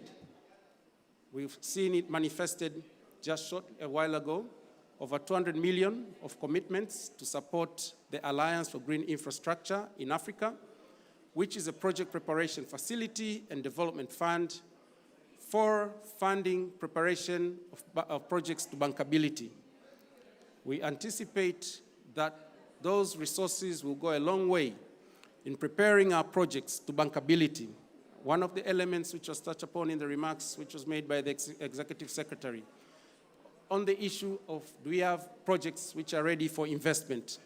Yes, we do have a pipeline of PIDA, Program for Infrastructure Development, interregional projects on all the different sectors, including energy, transmission lines, interconnectors, generations, etc. Our call should be, at this COP, we should have increased financial flows for Africa to be able to implement these renewable energy projects. We should have the technical cooperation as well as technology transfer to be able to tap into the new technologies. For example, green hydrogen. We should also be able to have capacity building for our experts, our nationals, to be able to operate, to manage some of these new technologies. Your Excellencies, I call upon us all to continue emphasizing on the message we came up with last year at the COP, echo the same message, make sure that it's well understood, and it's the only way that Africa will be able to become energy sufficient as well as achieve the objectives of having closing the energy gap. I thank you.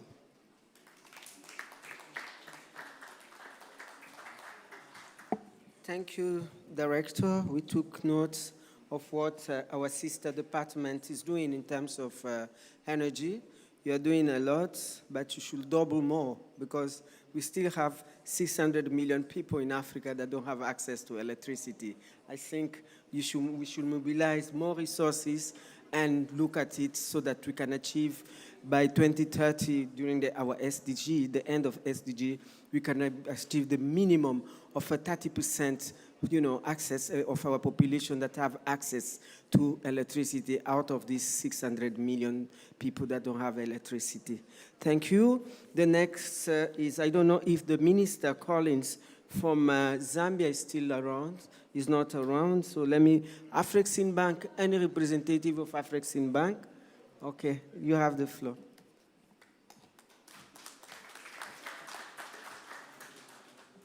Good evening, colleagues. I will not take too much of your time. My name is Dennis Denya. I'm here representing Professor Benedict Orama, the President and Chairman of the Board of Directors of Afreximbank. All I want to say is that as an institution, we are focused on providing solutions to the demand side of this issue. We already have heard that there is an issue in terms of generating bankable projects. Afreximbank is a project preparatory fund that is already working. We have already supported projects worth $6 billion. So the project is up and running. The board is going to approve an increase in that project preparatory facility. So it will help in bringing to bankability projects that are focused on energy transition on the continent. Earlier on, we heard the Executive Secretary of the UN Economic Commission for Africa talk about the battery precursor project between DRC and Zambia. We are very much involved in that, and we are looking to do about 12 zones on the continent, working with Arise IPP and other financial institutions. So we work in partnership. We also have what we call an ECA facilitation program, which helps us attract money from the developed world, especially through their export credit agencies, to deal with the climate issues on the continent. Now, our board also approved in July of this year concessional fund of about $100 million, which will help in terms of providing blended finance on the continent. In addition to our guarantees programs, which helps in de-risking, therefore attracting private sector funding into this area. Governments alone do not have the capacity to provide the funding that is required, so you need the private sector to come in. So how do you get them to come in? You de-risk, you provide funding for the riskier early part of the project. So that is what we are working on as Afrexim Bank. We are working on making sure the projects come on board and also attracting the funding that is necessary to do that. We are the biggest promoter of the African Continental Free Trade Area.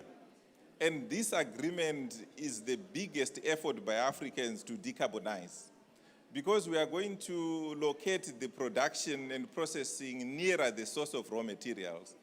It reduces the emissions. Currently, we ship raw materials to Europe, to China for processing. Then we import the processed from there.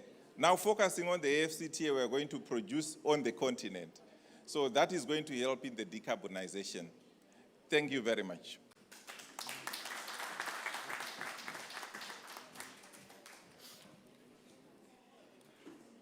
Thank you very much, the representative of Afrexim Bank. And you're right, because my former life was in coffee. We grow coffee, we send it there, and then we buy again coffee, and we sell it at less than $1. But when we go and buy just 250 grams on shelves of a supermarket, it's $15. So we are losing opportunities. Thank you very much. And I would also like to commend your bank to assist us in our initiative of the agro-parks that we are building in Africa. We want to have a food bread basket on the continent, and we want food sovereignty in our continent. I think we can reach that target. The next, I think, is His Excellency George Rebelo Pinto Chikoti, my dear cousin, the Secretary General of the OACPS. Over to you, Minister Chikoti.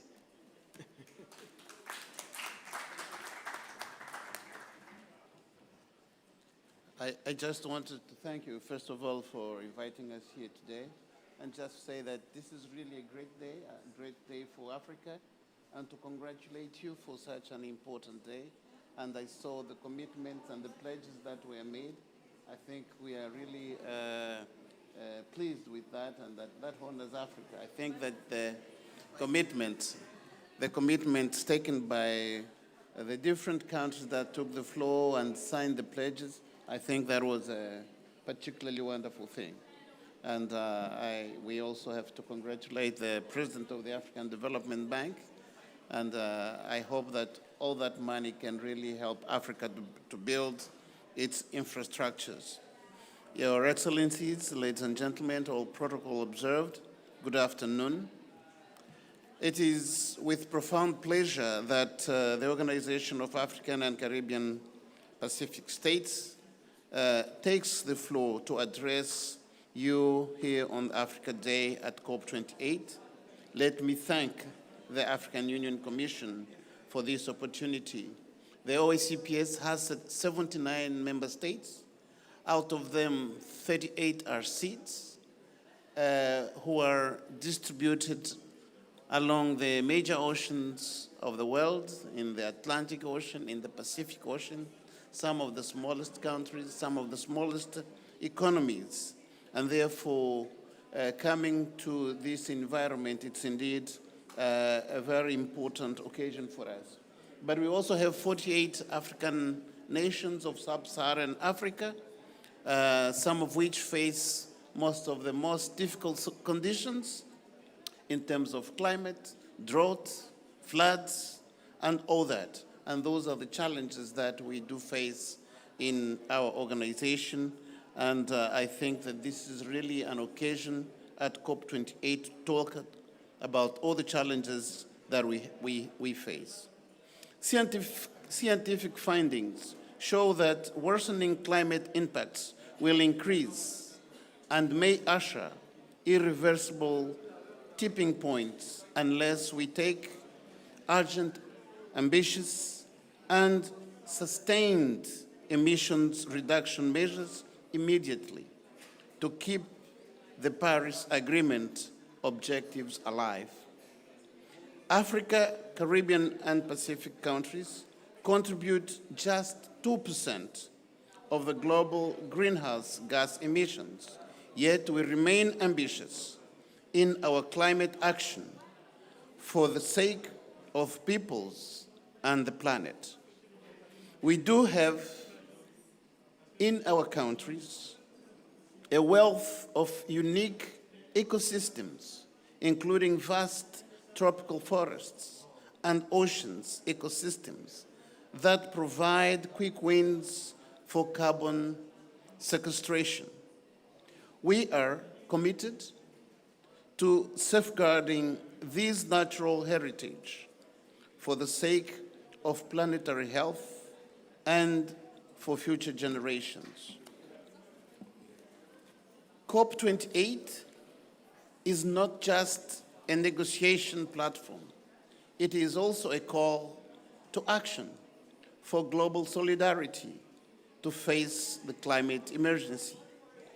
It is imperative the international community prioritizes the needs and concerns of our vulnerable nations, including providing financial support, facilitating technology transfer, and promoting capacity building initiatives. Climate finance that does not increase debt burdens for developing countries.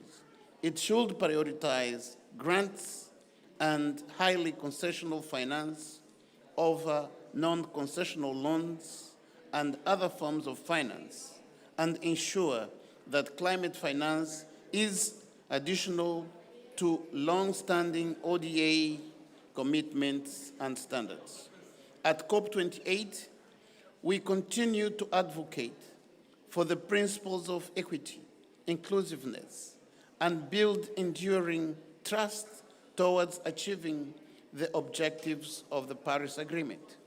We have great optimism that at COP28, the developed nations will deliver on their commitment to providing $100 billion in climate finance per year to support efforts for a revamp of the global multilateral financial institutions to address the climate crisis. We are encouraged by the positive signal given at the opening of COP28 with the agreement of the Loss and Damage Fund and pledges made. What is utmost importance for the OACPS members is strengthening the ability to build resilience and adapt to the adverse impacts of climate change. In this regard, at COP28, we continue to stress the need to double adaptation finance by 2025. We also call on developed countries to increase ambition of their NDCs in line with the 1.5 degrees Paris Agreement goal. COP28 is an opportunity to demonstrate the spirit of partnership and our commitment to climate action.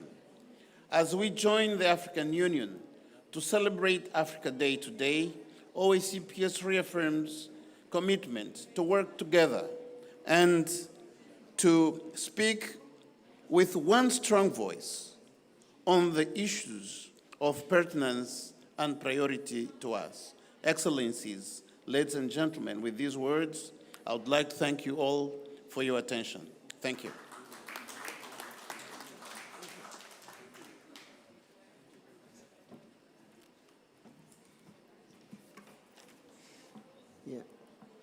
Thank you, SG Minister Shikoti, for your statement. We would like to have a copy for our record because it's very rich. We know that you really went through all what we need in the two regions, the Pacific and Africa. So this is very important because there's a lot of similarity. And today, with all these shocks, we cannot walk alone. We have to walk, all of us together. We have to collaborate and go together hand in hand. Thank you very much for that. And we look forward to really strengthen our cooperation between my department and your department in the agenda of climate change. The next speaker is Mr. Mitika Mwenda, Executive Director, Pan-African Climate Justice Alliance. Over to you, Honorable. Thank you. Thank you, Commissioner. And it is always very difficult when you are speaking almost the last, because either you find the empty seats or you find everything has been spoken, what you are to speak. So it is very difficult. But I'm really inspired by the statements from our heads of states and all the speakers who have spoken, because most of the things which they have spoken are things which we as the civil society in Africa have been talking about. The issues of promises after promises, unmet pledges, and my brother from Sandek has just put it very right. If we are able to implement, Commissioner, what we have been talking about, what we have been pledging, then we would not be here. And I just want to mention that today I was encouraged by the excitement by everyone when each stood here and they said, we are going to give this money. We are going to give. In fact, the biggest applause was from the EU when he said, we are going to pledge 20 billion euros. Everybody rose. But you know, for us, we are very cautious and we welcome it, but we refuse to celebrate. Let me tell you why. In Paris, in 2015, the negotiations were very, very difficult. And because the African group is a very strong bloc, they couldn't have a deal, the Paris Agreement, before if Africa did not want. It's a very, very powerful bloc. So what did they do?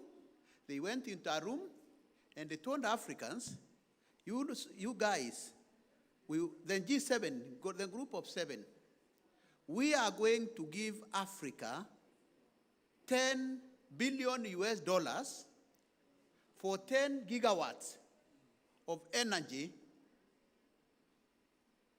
and everybody was excited.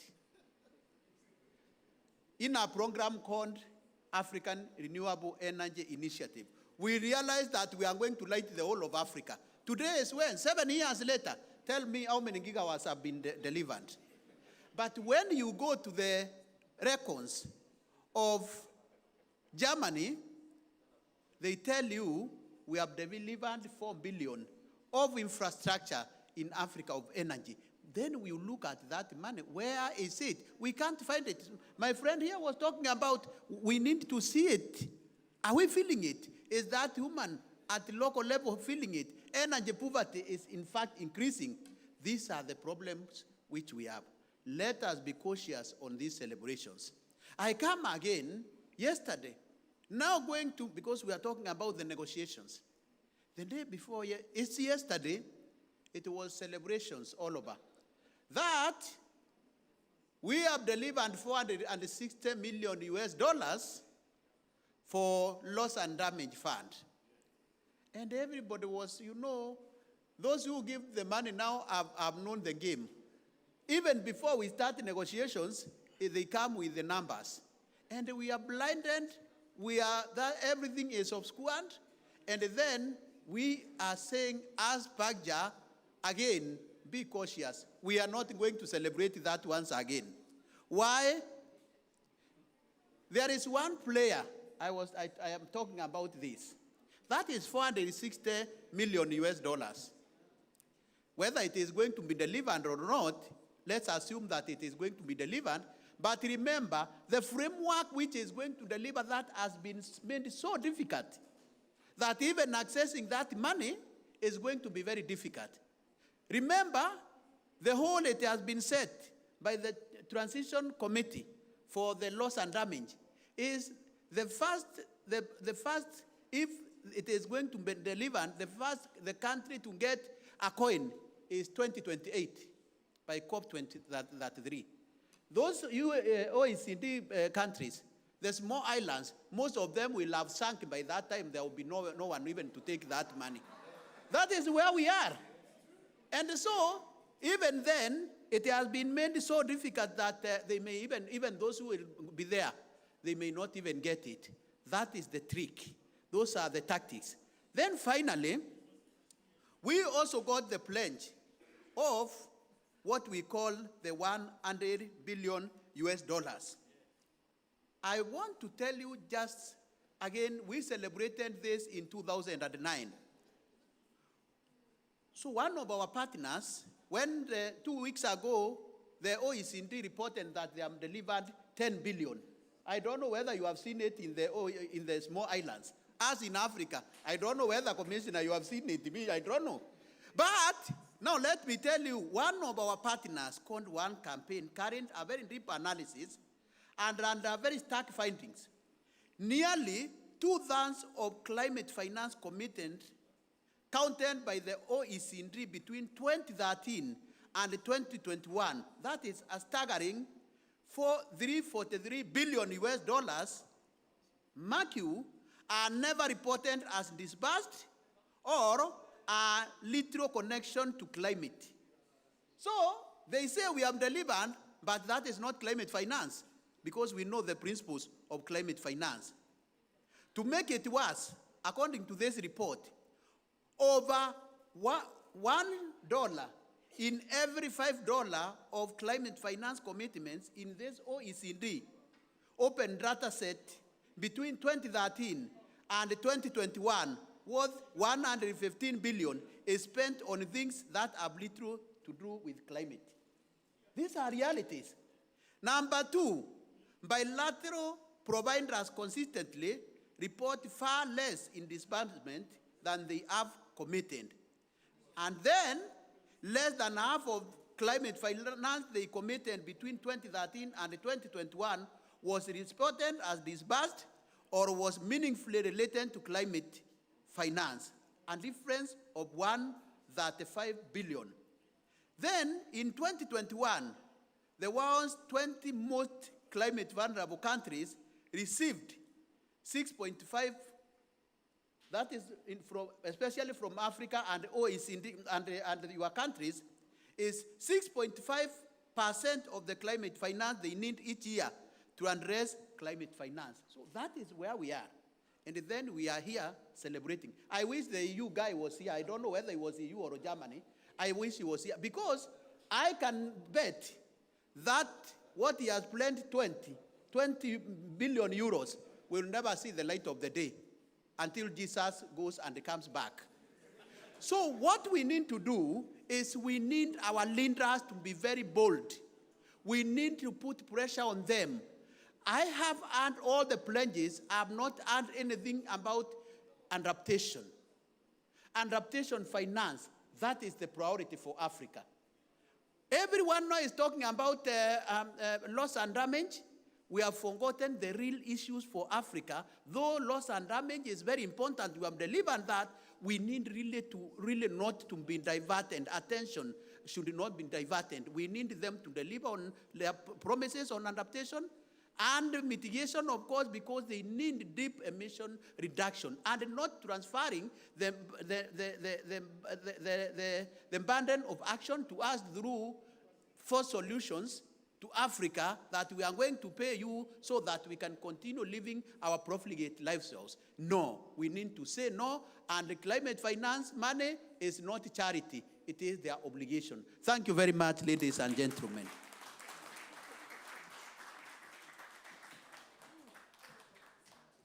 Thank you, Mr. Mitika, for your position, and we buy in. That's what we can tell you. We buy in your position, and we quite agree that really we are not children when you say, if you are crying, I'll give you sweet, and then when the child has a sweet and keeps quiet. No, when we promise, you promise. Because when you are pledging, you have to, comply with what you are giving us. But also, this is a lesson. One thing is that we have to take our destiny in front. Let us start, at least if you have a project, if you can invest 80% of your own domestic funds, and then if you cannot finish, you go the 20% and tell the partner, I think it's more viable. But you go there and say, this is my project, I don't have anything. When you come to COP like this, you are paying a room for $1,500, you have money. You really have money, because if you calculate the time we are here, here in COP20, 10 days, it's about 10,000 something, $14,000, for 10 days. This $14,000, if you go to a village, you will change the life of somebody. You will change the life of women. You change poverty. So I think those are the type of things that we need to reflect. Last year, we were in Sharm el-Sheikh, a room, $2,000 a day. I stayed 10 days, $20,000. And when I came out from there, no result. Just pictures. We take picture like, President Ruto used to say, we just go, we take picture, we put there. Nothing substantial. So I told them last year in Sharm el-Sheikh, I said, look, my fellow brothers, let's do what Cote d'Ivoire and Ghana did. The biggest producers of cocoa. And there was a big conference in Belgium. They boycotted it because it was not of their interest. And those two markets, they are about 70% of cocoa export globally. So they just boycotted. So we should not waste our money, because this is a taxpayer. In the Western country, they say taxpayers, but when we come, like in the UN, African Union, it is our countries that contribute to the budget. This is taxpayer. What are we bringing to change, to transform the life of those poor people, those vulnerable people, the islands? They are crying. If you go to Cape Verde, you go to all these small islands, they're even afraid of their life. Exactly. So what are we doing? What are we coming to do here? If we boycott, look at what we did in Kenya. What we did. That one was a COP, more than the one we did in Glasgow. About 32,000 people participated. Let's have our own COP and take our destiny in front. So my sister, Honorable Amonji, so you have the floor. You can come and share with us what you parliamentarians are doing.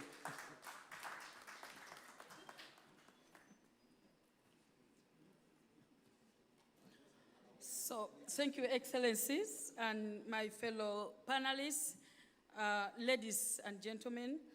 I am going to be really almost the last speaker, and being the last speaker, almost everything is being mentioned. But nevertheless, like I've been introduced, I chair the African Parliamentarians Network on Climate Action, and I will be speaking basically following our legislative roles as members of parliament following climate action in the different parts of Africa. First of all, one thing we have to appreciate that Africa is endowed. It's not that everyone says that Africa has the potential, that it's a lie, it's endowed. But I want to give my experience. I've been a member of parliament for the last 15 years. I went to parliament when I was 24. When I'm going to campaign, I go to a constituency, a village, and I get like 100 people seated. You know what I will do? Because I need the votes. I will say, I will give my manifesto, but because they want water, I will say, okay, these are 100 people. If I gave each one $1, it wouldn't make impact. But if I announce a block amount, I'll have more impact. And so what I would do is I will speak, and I know that everyone has expectations of what I'll give at the end of the day, because they come from far places, and they will be like, okay, we want a soda to take. So I will say for this village, so I'm leaving, let's say, 10,000 Uganda shillings. And everyone will clap the loudest. And obviously, I will go. But eventually, when these people divide this money, it's actually a peanut. But for me, I would have achieved my purpose. And so yesterday I attended the opening. I listened to the different leaders making commitments today, and it is going to continue up the 12th when we close. I can assure you, those commitments are politically pronounced. And then the people who want to hear clap even the hardest. They think that 24 billion is a lot of money. So for us, these commitments, when they are not translated into action, remain in nothing. And I am so perplexed. I started attending COPs when I was 20, I think I was 32. And right now I don't want to pronounce my age because women don't talk about their age.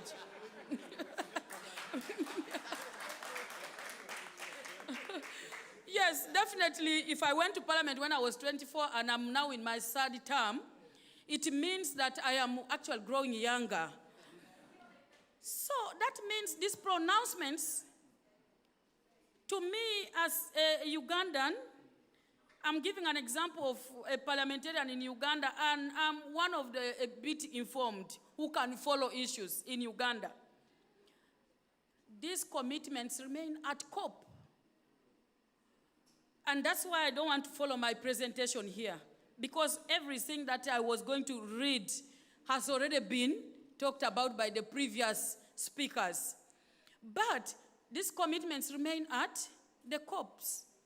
When I get down to the local communities which I represent, it is nothing. And that's why you see the pledges today that have been made are more into mitigation rather than adaptation. And then me, who represents the local women there, actually, I am a mother, and when there's no food at home in my community or in my household, they will not ask my husband about the food. They will ask me, where is the food? So I will be the one cutting trees to make sure that I go and cook food and deliver food to the table. So I want to talk as a politician this time around. If we are not translating the gender thematic negotiation to have a more impact on the rural woman, on the young generation, the youth, we are actually wasting our mandate and our time. So we need to challenge the global south, that whereas Africa commits just less than 4%, it is getting the highest shocks in terms of flooding, landslides, name it. And when we get out of here, definitely the people in Uganda, the people in Senegal, the people in South Africa expect that there must be something tangible for Africa. And that means they expect that the African Union, an institution that leads the whole of these member states, is able to translate something in terms of deliverables in the areas of adaptation, so that most of these monies can go to the local farmer. The rural woman can feel that she can also contribute towards climate, to be resilient to climate change. So to me, I think that one thing we must really come up with, I remember when I was a student, I wouldn't have to wait for protocol to get what I want. I would go and grab it, and I would get it. I think that's what we must do as Africa. Go grab. We will be in this whole arrangement, but we will not gain much. It's a time for us to have a sit down and look at whether COPs, bringing all of us together, is still very relevant, or we strengthen the Africa Climate Summits and agree on our issues at the African regional level. And then we look for our own, we settle our own challenges within our own context. Because these pronouncements are too huge for me.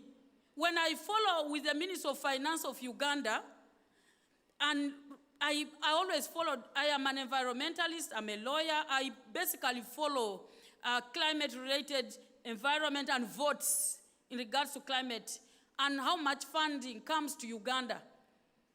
It's a lot of bureaucracy. It is our own loans. When the pronouncements are made here, they talk about bankable projects. Accessibility of this money is definitely very hard. Out of the 55 countries, the research we've done as parliamentarians, very few countries are even able to access just a mere global environment fund. And then 24 billion, big clap. Where is the 100 billion that was agreed upon in 2015? Do we know where it is? Can we, the loss and damage. Last year we agreed on loss and damage, right? Okay, somehow Africa celebrated. But hey, let us stop celebrating for now. For now, loss and damage must not be as a voluntary initiative. There must be principles put in place so that the loss and damage fund is as a matter of a must. Not just saying that I will contribute this as voluntary. No. In legal terms, you put something down and say, okay, this is a loss and damage fund. It has been agreed upon, and this is what will go to Africa, and A, B, C, D will contribute to the loss and damage fund. And so the modus operandi will be very open. So to me, and for us as parliamentarians following this particular thematic area, we are more concerned about the policies and legislations in countries. If we are talking about carbon markets, we are talking about renewable energy, we are talking about so many things, but translating all this into legislations in a country so that even when we are prioritizing, we have mandates in member country is still a big challenge. So for us, we are looking at what outcomes do we come up with at the COP, and how can this be translated in the member states. Now, I want to give you an example. We have 55 countries in Africa, but out of the 55 countries, just 3 countries have come up with climate legislations, and that is Uganda, Kenya, and recently, Nigeria. So when all these negotiations are agreed upon at the COPs, how do we domesticate all these outcomes of the negotiation into our member states so that we are seen to be taking action? For me, on behalf of the parliamentarians who are in the different meetings in the COP right now from Africa, I want to call upon all of us to stand up for Africa. And Frank Fanon once said that every generation must, out of relative obscurity, discover its historical mission and either fulfill it or betray it. So this is a time for Africa to stand up and be counted.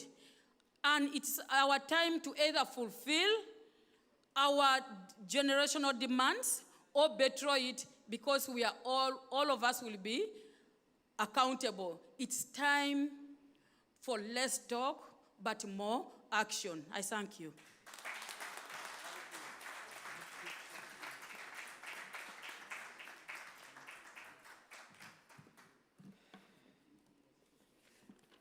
I think this is the end of our speakers.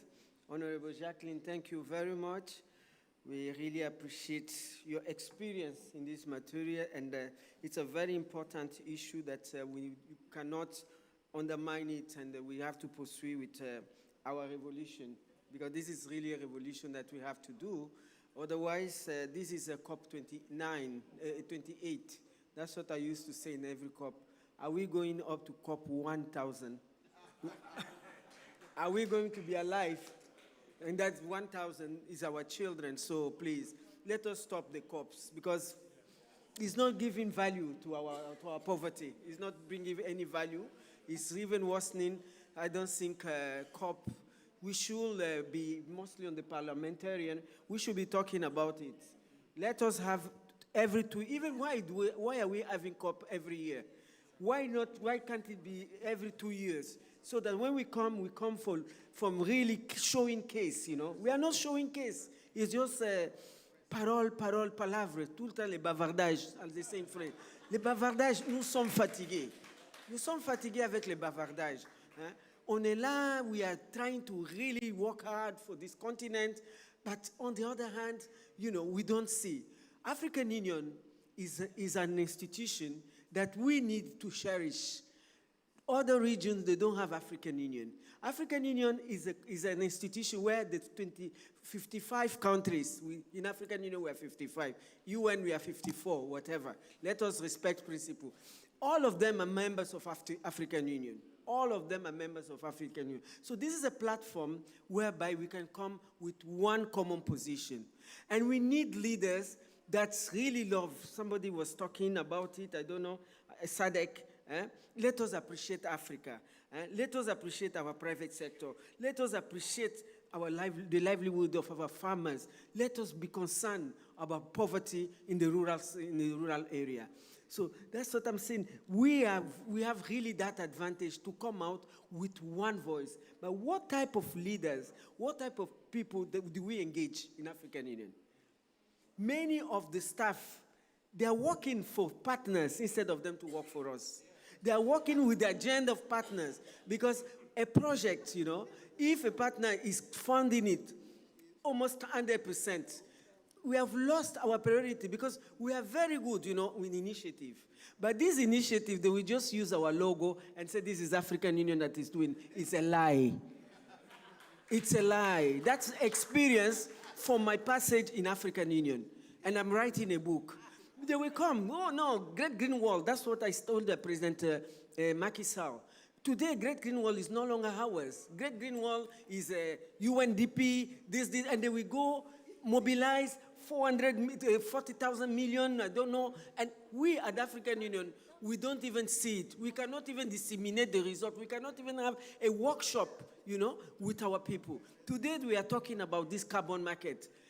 We don't know what is carbon market. The mechanism of carbon market, we don't know.